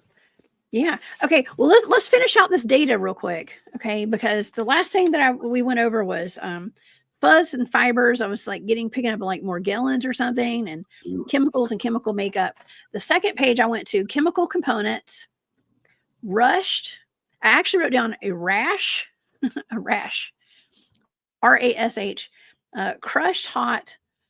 My ears started getting hot when I was remote viewing this. I wrote down hot ears, blood surge, and cold feet. So like my feet were cold, but my ears were hot. It was weird. And I actually wrote that down in my data. And I wrote good circulation, biochemistry, disease, imbalance. And I wrote humanity's choice with a question mark beside it. Humanity's choice. And then I wrote down ambient, ambiance, and I wrote down no choice. So humanity's choice. And underneath that, I wrote no choice. And then I wrote defeated, or no, not defeat. Yeah, defeated. And then till the end, period. And then I closed out the session. Interesting stuff, Barry. What do you think? Okay. What's it with the Morgellons crap? I don't know. Yeah, several references to that. Rash. Mm-hmm. Okay. How is this thing connected to poisoning our planet? Yep. I mean, that's what it sounds like to me, like we have no choice. And these are things that don't seem positive to me or sound positive to me at all. No. Humanity's choice? No choice. So is this something that is influencing chemtrails in some way? Influencing the companies that are connected to them? Because I mean, that's what this sounds like. And more than that, yep. Is that what this being is underneath that suit? It's something like a creature like that, of some type of porous, fleshy Morgellons type creature. You know, there are all sorts of different containers for consciousness. Mm-hmm. And the other containers used for other atmospheres, which we're seeing here, or they're correcting me, other environments. I mean, that's really negative. I think that data sucks.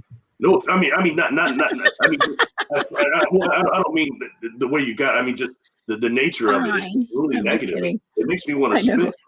You know, it gives me that bad taste in my mouth. Yeah, it may be Morgellons. And I mean, everything was negative. War, whether it be females or not, there's a bunch of war, some poisoning people, more women. You know, some growing into suits, some choice to be poisoned. That's what it sounds like to me. And I guess it is a choice if we're starting to release the chemtrails ourselves. Mm-hmm. What in the world are they spraying?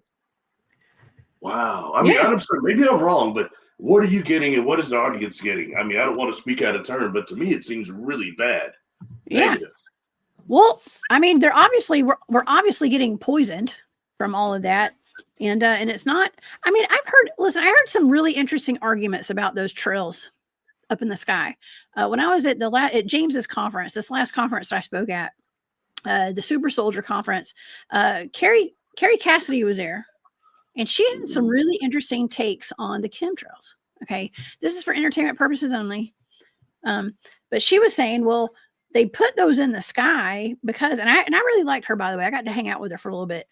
She said they actually have been spraying those in the sky so that our governments, military, whoever can detect when UFOs come through like portals and stuff. They can actually see it when they emerge, when they come out and they go back in.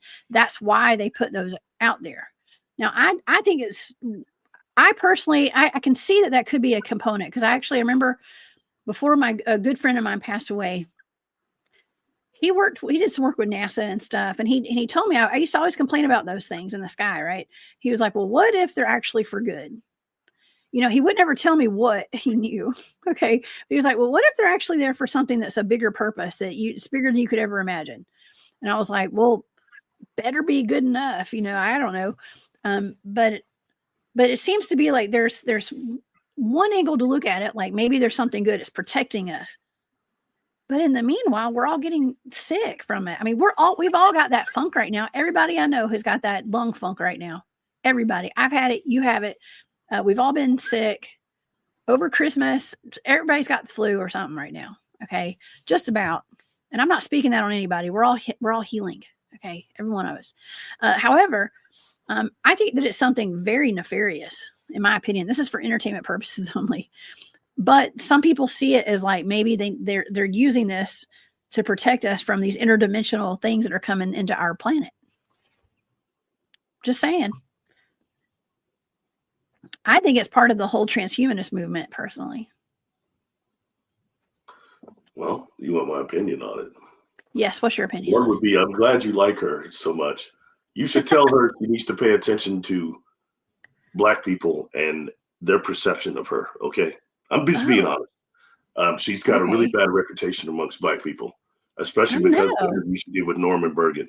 So you know me, you can tell her that came from me, and I'll be happy to try to help her to rectify that if she wants. She needs to really reach out to the melanin dominant community. There's a couple cats that really went for her head, and she's unaware of it. Okay, because anyway, that's not neither here nor there. I'm not here to talk about her. I don't mean that in a bad way. I'm just being honest. Okay, I don't want to get thrown in the middle of that too much. There's already people that came from my head along with her. I don't even know that woman. Anyway, point being, when dealing with the chemtrails, okay, that's cool. That sounds great what they're saying, but I've mentioned before that beyond that documentary, What in the World Are They Spraying? I had seen these analysis done by Dr. Delbert Blair.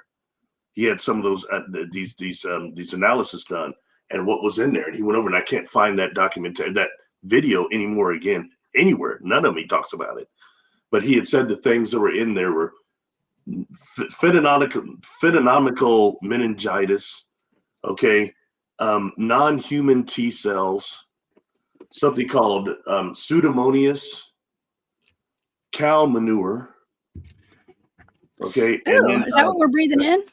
And there's something, what else was in there? Oh yeah, nanodots, these nanodots. And in that way, now what the nanodots can be used for is both camouflaging something or maybe exposing something as well, like she had mentioned, okay? And the nanodots are now in a different faction. They're using nanodots to cover with a certain type of metamaterial with quasi-crystal material mixed with these nanodots to cover actually a craft like one of those TR-3Bs and make it invisible, bend the light on it around it. So that's something there. But these nanodots inside of these Morgellons and these clouds, I mean, the stuff there's a couple of things I'm missing in there. Dr. Blair mentioned, but those are the ones just immediately when he was saying it, I was like, whoa, what kind of a soup is that? You know, I don't think it's good at all. A soup, a chemical soup. And then taking it a step forward, now knowing about what like Mind Nexus and others are doing with the non-linear junction detection technology, is that will show what parts of our body have the self-assembling biosensors, these self-assembling superconductors and semiconductors in our blood, in our bodies. And when you start looking at their scans, they're finding that the patterns, somebody mentioned patterns earlier, of where people are finding with the most congestion of these nanotechnology is like in the ears, those Havana that will help with that, right?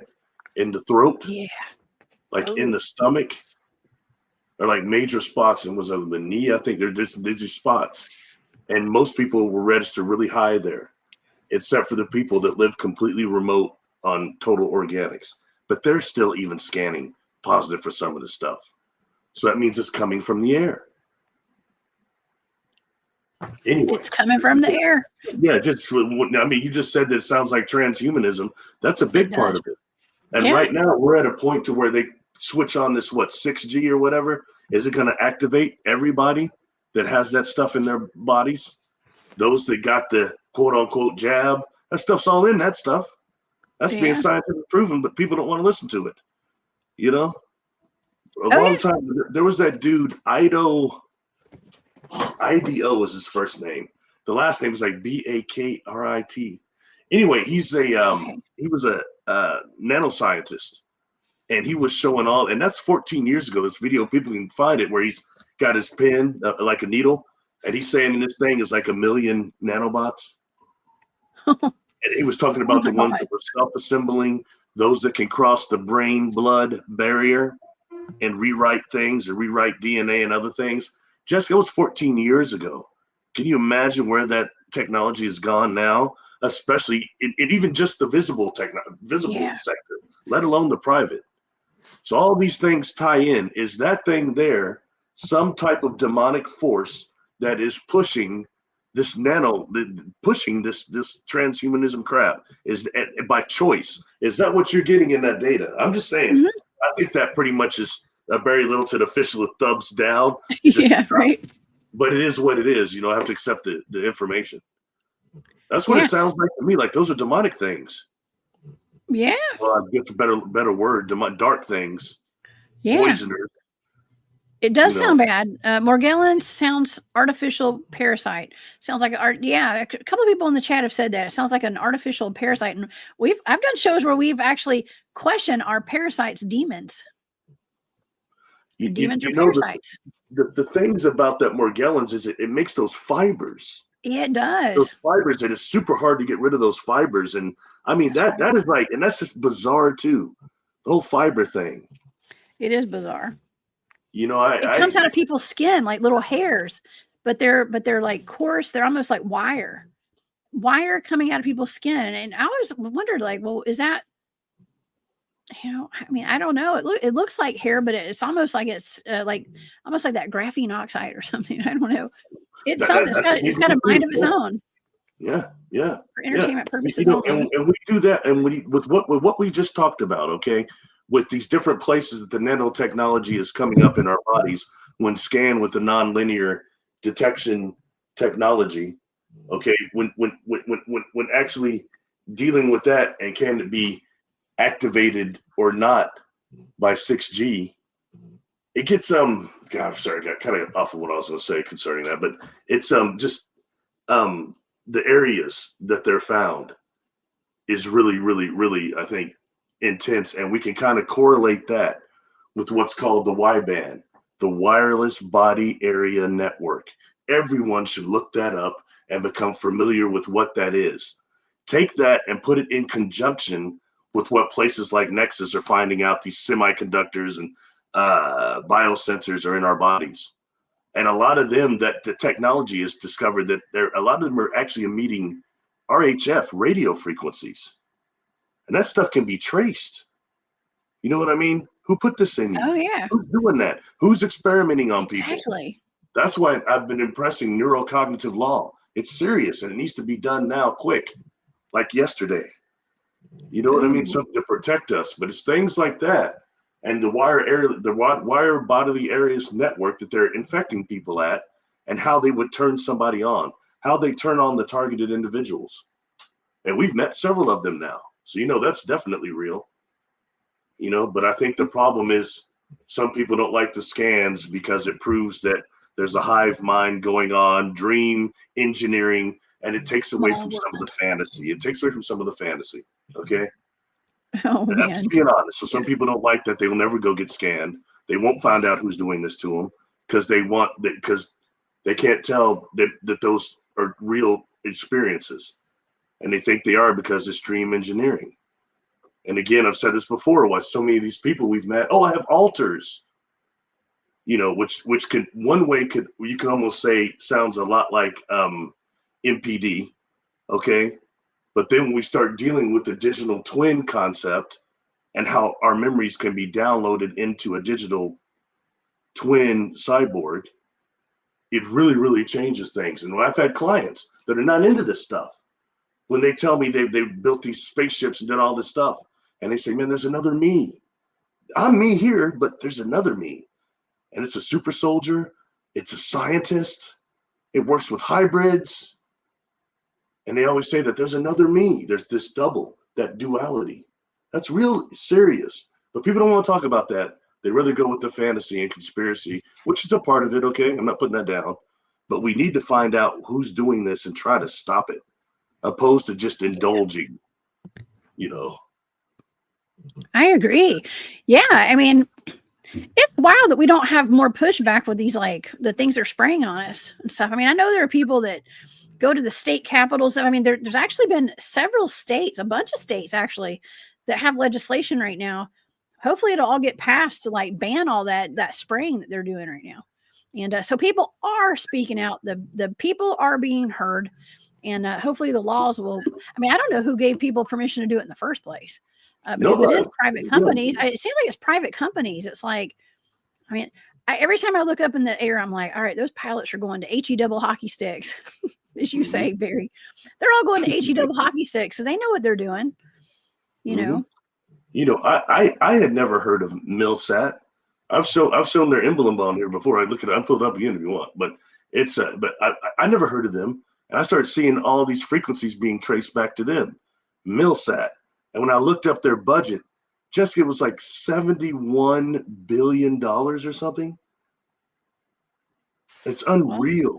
Yeah, 71 billion, I think it is. Their spending budget. It's military satellite surveillance. Milsat.com. I never even heard of them before. So I started seeing y'all. Entertainment only, of course. Entertainment purposes only. Yeah, but in fact, I'll pull it up where you're talking. I'll try to find it. Okay. But lay it on me. I mean, what do you think? I don't want to see. I feel like I'm being a That's downer. it. Oh no, it's all good. It's all good. Well, it is kind of a, it's a little Debbie Downer type of a, thinking about this. I mean, it's because of the data suggests that there's something a little more on the negative side. That's all to all this. But we do have a lot of negative things that are going on in the world right now. It seems like this is I want to say a battle of good against, good is light against dark. How about that? Yes. Light against the light forces against the dark forces. Right. And Jessica, it's an ancient battle. It's gone on since the beginning of time. There you go. I'll tell you what, and something as well as I do, there is a definite war against the light. You know that. Mm-hmm. You're seeing it. I've been involved in it now. There is a war against the light. And it's using all sorts of other things to mask that for what it actually is. Hey, can you see that? Yeah, it's up. It's up on the screen. Oh, sorry. Yes. Okay. Everyone should look that up. Look up the budget of these individuals right here. I'm not just talking trash. Okay. I'd never even heard of this organization until I started seeing all the scans. And a lot of the scans, these frequencies, radio frequencies, are tracing back to these things. That takes us into the nano satellite grid and all sorts of other things. Man, this is for entertainment purposes only. Once again, yes. Everybody. It's Christmas. Ho, ho, ho. You remember was that Christmas story? Merry Christmas, little boy. Ho, yeah. Ho, ho. Yeah. Oh, no. Right before he kicks him down the slide with his boot. We're all getting a boot to the forehead. Okay. What do you want? That's a good analogy, isn't it? Oh my gosh.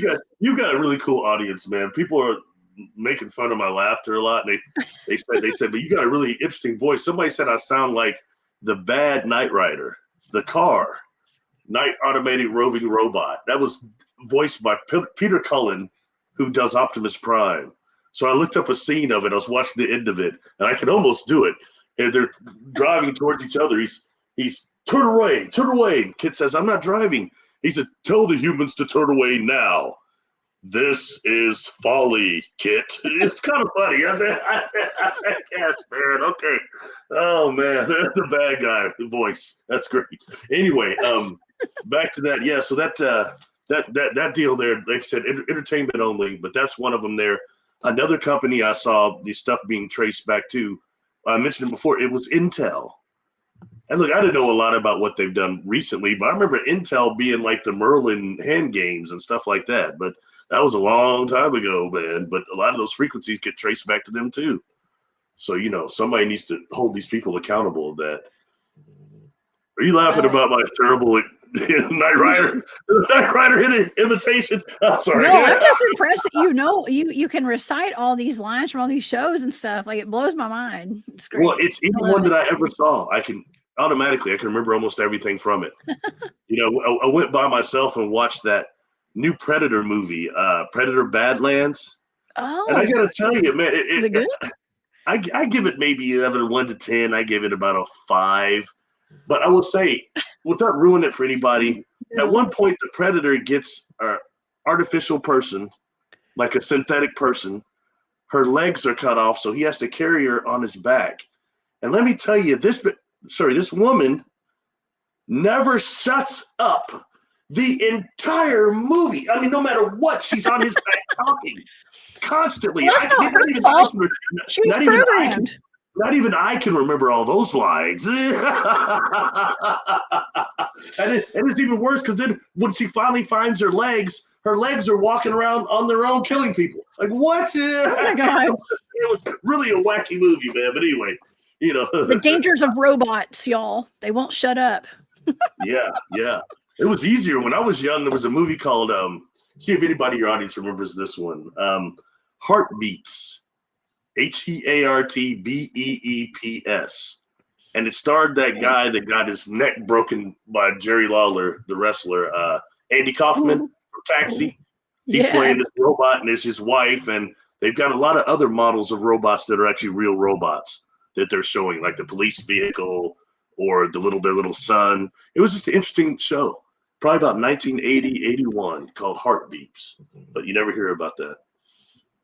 Man, it was that's all pretty cool. About them getting rights to be like people, you know. That's something coming up for a long time. That's where we're headed. I'm worried we're headed that way. I've seen some segments of some shows that were, you know, like I'm gonna say like Black Mirror type shows and stuff. I mean, I don't know. I guess it was like comedy skits, but I mean, they put these things out in comedy to see how the masses are like, how they gauge it, right? And people think it's funny. We're all laughing at it, but it's not funny, you know, because that's where we're headed. Robot rights and stuff. That's fine. Listen, you know, it's not fine though, really. But I was watching. I actually went to the theater and saw it, but I've not seen it since. Terminator Dark Fate. I wanted to see it in the theater because Linda Hamilton and Schwarzenegger are in it. I thought they deserved a good going out since they were the first two. But you know, the interesting thing is, in that one, they had a different type of organization. It wasn't Skynet. They're from a different timeline, and the Terminators were called something slightly different. This one was called a Rev 9. Like the Reverend, hello, you know, the Rev 9. What's interesting was it was two. It was one, it could be the poly liquid metal, okay? But when that disassembled, underneath was an endoskeleton, like the originals that would do its own thing. So like somebody throws a javelin to him, this lady does, he grabs it, he turns into liquid on the outside of the thing while the other one's driving the semi still. I was like, man, I think that's pretty heavy though. You know, at the end, when he comes back, the metal part is walking towards the metal part that assembles. This dude's looking at it, just walks by him and joins back in. I was like, I think that's where we're going, especially when you start looking at civilizations that might be based on liquid metal. And for that matter, we have universes that might be based on liquid metal. The same as ours is based on the spin. Okay, theirs might be based on liquid metal. Whole nother thing going on there. When you start dealing with sentient and these different types of sentience, I think that's what we're going to find out more too. Anyway, sorry, getting way away from. That's terrifying. Well, I mean, like I told you, we've got those two individuals. The one guy, you know, the one I talked to, that both said they wrote the Terminator. Sophia said she wrote that, and also the Matrix. Oh, the Matrix, yeah. Kind of makes sense though. She said you got to understand that Neo was really John Connor. And that John Connor represents the Terminator, what they did to us on the outside by destroying our civilization and things. but that has nothing to do. The Matrix is what they did to us psychologically in cyberspace. Ooh. And then she started saying John Connor really stands for JC, and that's supposed to be a religious figure. And then she was even saying, there was an interview I did with her, and she had said also that actually Reese coming back in time, getting her pregnant, and then having to die or go back represented like a type of immaculate conception. I didn't quite pick that up, but whatever. It was just, it was real weird. But hey, I didn't write the stuff. I'm just like watching it, you know. Yeah. It's entertaining, that's for sure, but it's definitely a little bit of disclosure for sure. And what did I say? Sophia the robot became a citizen of Saudi Arabia in 2017. I remember that. Now is Sophia the one? Right? Is Sophia the blonde one, or is that the news woman, the black woman? There's a couple of them. Which one is that? Sophia? Is that the black woman? I think it is, isn't it? I think it was. I thought she was like Caucasian. It was a robot though, so I don't know. It's just the skin on it, right? The skins, as my son calls it in video games. The skin. The skin, yeah. Whatever skin they put on it, whatever mask. I don't know. Yeah. You know, in Spawn, that would be called necroflesh. That's what that whole scene. I don't watch it, but that's so interesting that came up. That's a TV show that came out in the 90s from a comic book, late 90s. I used to watch it. They made probably 7 or 8 of them, but it was really well done. Keith David was the voice of Spawn. Keith David, that was from the movie They Live. He's the one fighting Roddy Piper. He's put him on. No, that brother. Anyway, but you know that concept there was, I think, somewhat realistic too, because it was about the war between heaven and hell, and they represented that the warriors that came from heaven were as vicious as the ones that came from hell. Both were monsters designed to do the same thing. So it was like 2 shadows cast on the same wall. You know what I mean? Yeah. Interesting perception of that. Yeah. Just saying. And also how he was tormented by these little demons like the clown and others that were around him, trying to keep him dark. You know, laughing at him for losing his body, laughing at him for being stuck in the necroflesh. You know, all that stuff, man. You know, necroflesh. Yeah, that's what they call it. It's made of mushrooms. The suit was alive, so it would protect him and also possessed him at the same time. Possessed him too? Yeah, it was a possession. Yeah. God. Yep. And he was wanted like every so many years they send one, a spawn. Like Genghis Khan was supposed to have been one, and they go through that back in the show. It's just interesting. I thought Todd McFarlane's take on that was somewhat unique, you know? Yeah. In my opinion. Golly, Barry. Your son probably agrees. Yeah, I know, right? Yeah, he loves his video games. He does. Oh man, y'all can see the sun is hitting my head now. So it is. This has been a fantastic show, Barry. I know you're not a vampire. You know why I know? Because the sun is me. Vampires don't ash anymore. They don't burn up with sunlight. They twinkle. Yeah. Oh no, I'm melting. I got steam coming off of my face. You know, I had some gang members, these clients that wanted me to take them, the administrator to take them to a movie. They were on this high level. So I took these guys. These gang members, they wanted to see Twilight. I sat in there. I got up and used the restroom like 5 times. That movie was terrible, and I couldn't take it anymore. When they're sitting on the thing, and I don't go to school because he goes like that, and she's crying, "Oh my God, you're so beautiful." Man, I jumped up and I said, "This movie sucks. I can't believe you guys brought me to this." And you're going, "Shh." I said, "Aren't you guys like thugs or something? You want to see this?" Oh, it's glittery vampires. That's the state of vampires these days. I'll tell you the perfect ending to that would have been Wesley Snipes standing behind them while they're on that rock blade. That would have been the perfect ending to that movie. Or even Lost Boys. Lost Boys is a good one too. I always like Lost Boys from the 1980s. That's a good one. Yeah, that's a good movie. That's really. I think that's one of the best vampire movies. That one, and I like the original Fright Night. I thought it was pretty good. Oh yeah, Fright Night's good too. Yeah, Blade's a good one. It's a classy vampire, you know. Yeah. There was And I another also one. like Underworld. What's that? I like Underworld too. I like that whole series. Yeah. You know, there was another one. I think it's called. It's older. Near Dark with Lance Henriksen. My brother hates Lance Henriksen because he did the show Millennium, and he was always in the shadows when he had the psychic visions. The shadows would be like right here. But it's called Near Dark. It was a pretty good one. Not as good as Lost Boys or Fright Night, but it was pretty good. Oh my gosh, Twilight was okay. Yeah. No, it wasn't. It's thumbs down. Duke, I'm sorry. Hey, a lot of people really like that. I was always Team Jacob, though. I like the werewolves better than the vampires. Even Jacob.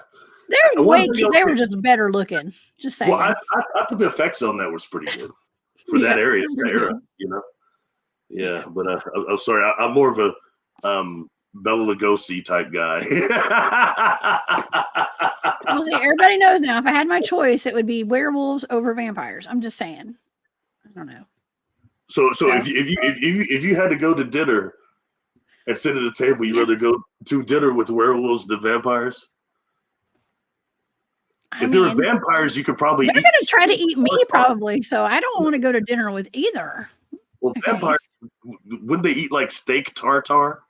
I remember seeing this movie. This Dracula's trying to get this woman. He's trying to put all the stuff on her, and when they bring out the food, it's this blood with like flesh in it, and she's like, "Oh," she's got all this blood. She's like, "Oh, I love steak tartare," and he looks at her, steak tartare.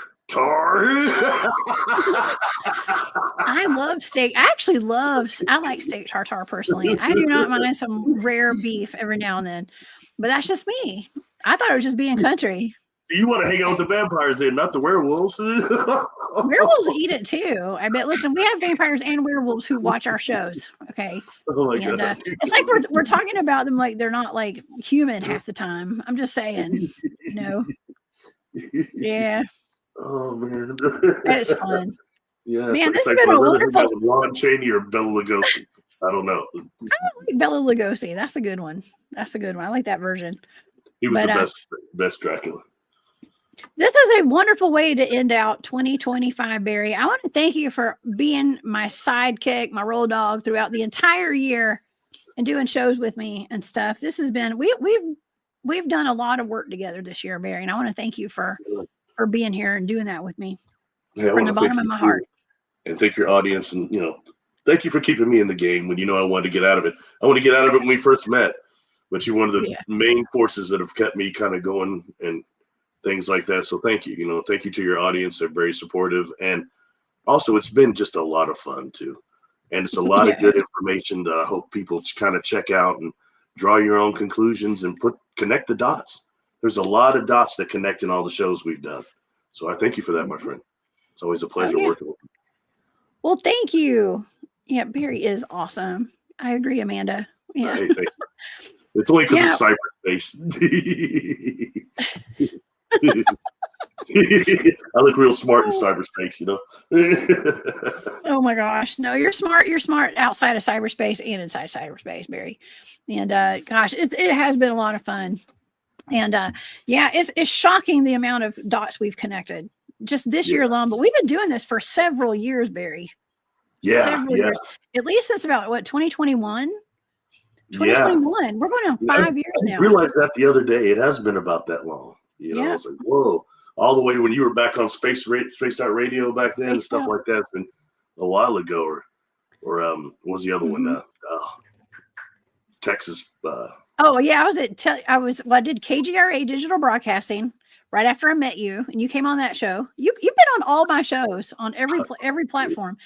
KGRA Digital Broadcasting, and then I did some shows with Texas Front Porch for a little while, and then I was at Spaced Out Radio.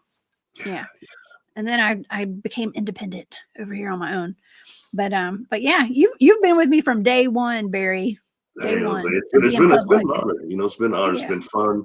Like I said, really good work. I'm very proud of the work we've done. Very proud of it because I've learned a lot. I don't know that much. sometimes it's stuff that I maybe didn't need to know because it wasn't exactly positive stuff, but it is what it is, have to take the data, and the truth is the truth, can't decode it. There's a wise old saying, my friend, that a fool changes the facts to fit their opinion. A wise person changes their opinion to fit the facts. So I try to be somewhat wise. I try. You do a great job. Thank you. You do. And we have a question in the chat from May. Question, is tomorrow another remote view show? It is not. And that is why I did this one today. I wanted to do this today with Barry, y'all, to get the remote viewing data I love remote viewing. Y'all know that.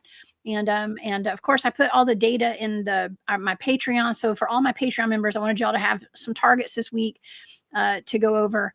And so those are in the Patreon. So tomorrow night we have Jimmy Payne, former MIB Jimmy Payne, coming on the show. He and James Rink were very good friends, you guys. And Jimmy has been on my show several times. He's usually on here with James.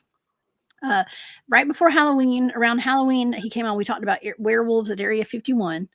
And he actually has a lot of very, very detailed, good information on the island of Dr. Moreau, what that was based off of, what the true story is behind that. And it deals with experiments with our governments all over the world and our militaries in animal-human hybrids. Okay, most notably hyena humans, hyena dogmen. Think about that, y'all. And we're going to be talking about that tomorrow in detail. We're going to get into the Vietnam War. We're going to get into the islands around Vietnam and what was going on there. And it's going to blow our socks off, y'all. It's going to be so good. Go ahead, Barry. What's up? I have a question.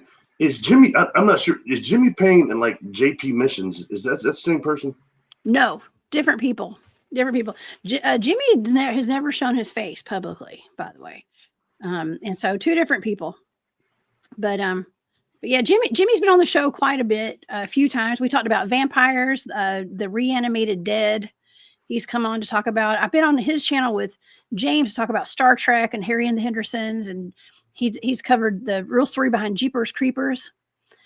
So apparently the government's 3-letter agencies have oftentimes put out real projects to Hollywood, Barry, as we've heard that before. You're a movie buff.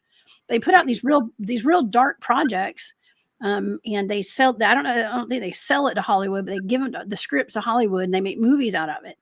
And Jimmy's been behind of several of those movies, and so that's what we're disclosing tomorrow night, 8 p.m. Y'all. It's going to be a live show with Jimmy Payne, and it's not remote viewing. It's just talking about the island of Dr. Moreau, the true story behind it. And I think it actually will account for a lot of these hyena type, what we call dogmen, but they're not actually dogmen running around that we see at our national parks and stuff. And even the feline humanoids we've been talking about, all this, it's all part, a lot of this is not natural. Okay. And we're going to talk about that tomorrow night, Barry. So yeah. So thank you for the question, Mamie. That was a very good question, actually. And yeah, this is our remote viewing show. And Barry, what do you have planned? We've got the possum drop over here where I live tonight for New Year's Eve. They drop a taxiderm possum covered in a ball with Christmas lights at midnight. Okay. Did you guys have anything special out where you live for New Year's? People tend to blow a lot of stuff up. A lot of fireworks will go off at 12, and they'll even have one that's like you can drive downtown and see. I might do that, but I'll be more into celebrating my dad's birthday today with my family and just hanging out a little bit. All family time is really important, especially when people start disappearing from your circle. You know what I mean? Yes. So you get how much more important it is. So that's probably what I'll do a little bit. We probably won't party too much, hang low. Try to reserve energy and not get any attachments. Oh yeah, that's right. I know everybody drinking and stuff. That could be an issue, y'all. Okay, we got to put up, physical protection, spiritual protection, energetic protection, just wherever you go tonight. If y'all go anywhere, a lot of us will be staying at home to stay away from the crowds, because the crowds, I always say, keep your head on a swivel. Really keep your head on a swivel, y'all. If you're out in a big crowd, times are wonky right now and a little dangerous. Don't live in fear, but just always keep your head on a swivel. Live in awareness. Okay. Always pay attention to the people around you. Just pay attention. And I don't recommend going into big crowds tonight. Okay. But if you do, just pay attention, and always, if you got your kids with you, keep your kids by your side at all times. Okay. And just know where the exits are. Okay. If you know what I mean, and make a plan to get out of there quick if you need to. All right. But anyways, happy birthday to your dad, Barry, and happy heavenly birthday to your mother. And happy New Year. Hey, thank you to you too. Let's hope it's a good one and hopefully a profitable one for everybody, you know. Yeah. Oh yeah, it's gonna be an awesome year. Financially would be nice. Yes. Hey, nothing but good stuff coming in 2026. Okay. And I can't wait. We got more work to do, Barry. We do. And more fun to have. It's actually more fun than work. I don't see this as work. Yeah, it is fun. It is fun. And it's cool because we joke around a little bit. Nobody gets mad at us. So exactly. I've taken a few arrows for that in the past. So it's nice to not get them here, you know? Oh, yeah. Oh, yeah. Well, like I said, we're just having fun, and we're going to have more fun in 2026. Y'all come back and see me tomorrow, 8 p.m. Eastern with Jimmy Payne. We're going to talk about the island of Dr. Moreau. You guys have a wonderful New Year's Eve, a wonderful New Year's. Eat your collard greens and black-eyed peas tomorrow. It brings in all the money, okay? It's a tradition in our family. Always has been. And I don't know if it's a Southern thing or what, but we always eat our collard greens and our black-eyed peas on New Year's Day. You throw down no chitlins? You throw down no chitlins? No? I've eaten chitlins, but I don't. I try to stay away from those things. Okay. No guts for you, huh? No. How about the mountain oysters? I know you've been chowing down on some mountain oysters. Oh God, no! I have never eaten a Rocky Mountain oyster in my life. I will never. I would never, unless somebody tricked me. Okay, that's the only way you're going to have me eat one of those. I guess they come in pairs. Anyways. Y'all have a wonderful New Year's. Happy New Year's, y'all. I'll see y'all back here tomorrow. Barry, have a wonderful night. Y'all stay safe out there. Everybody. Thank you, Jessica. And thanks for the awesome targets, Barry. All right, y'all. Thank you for doing them. Have a great night, y'all. We'll see you tomorrow. Bye, y'all.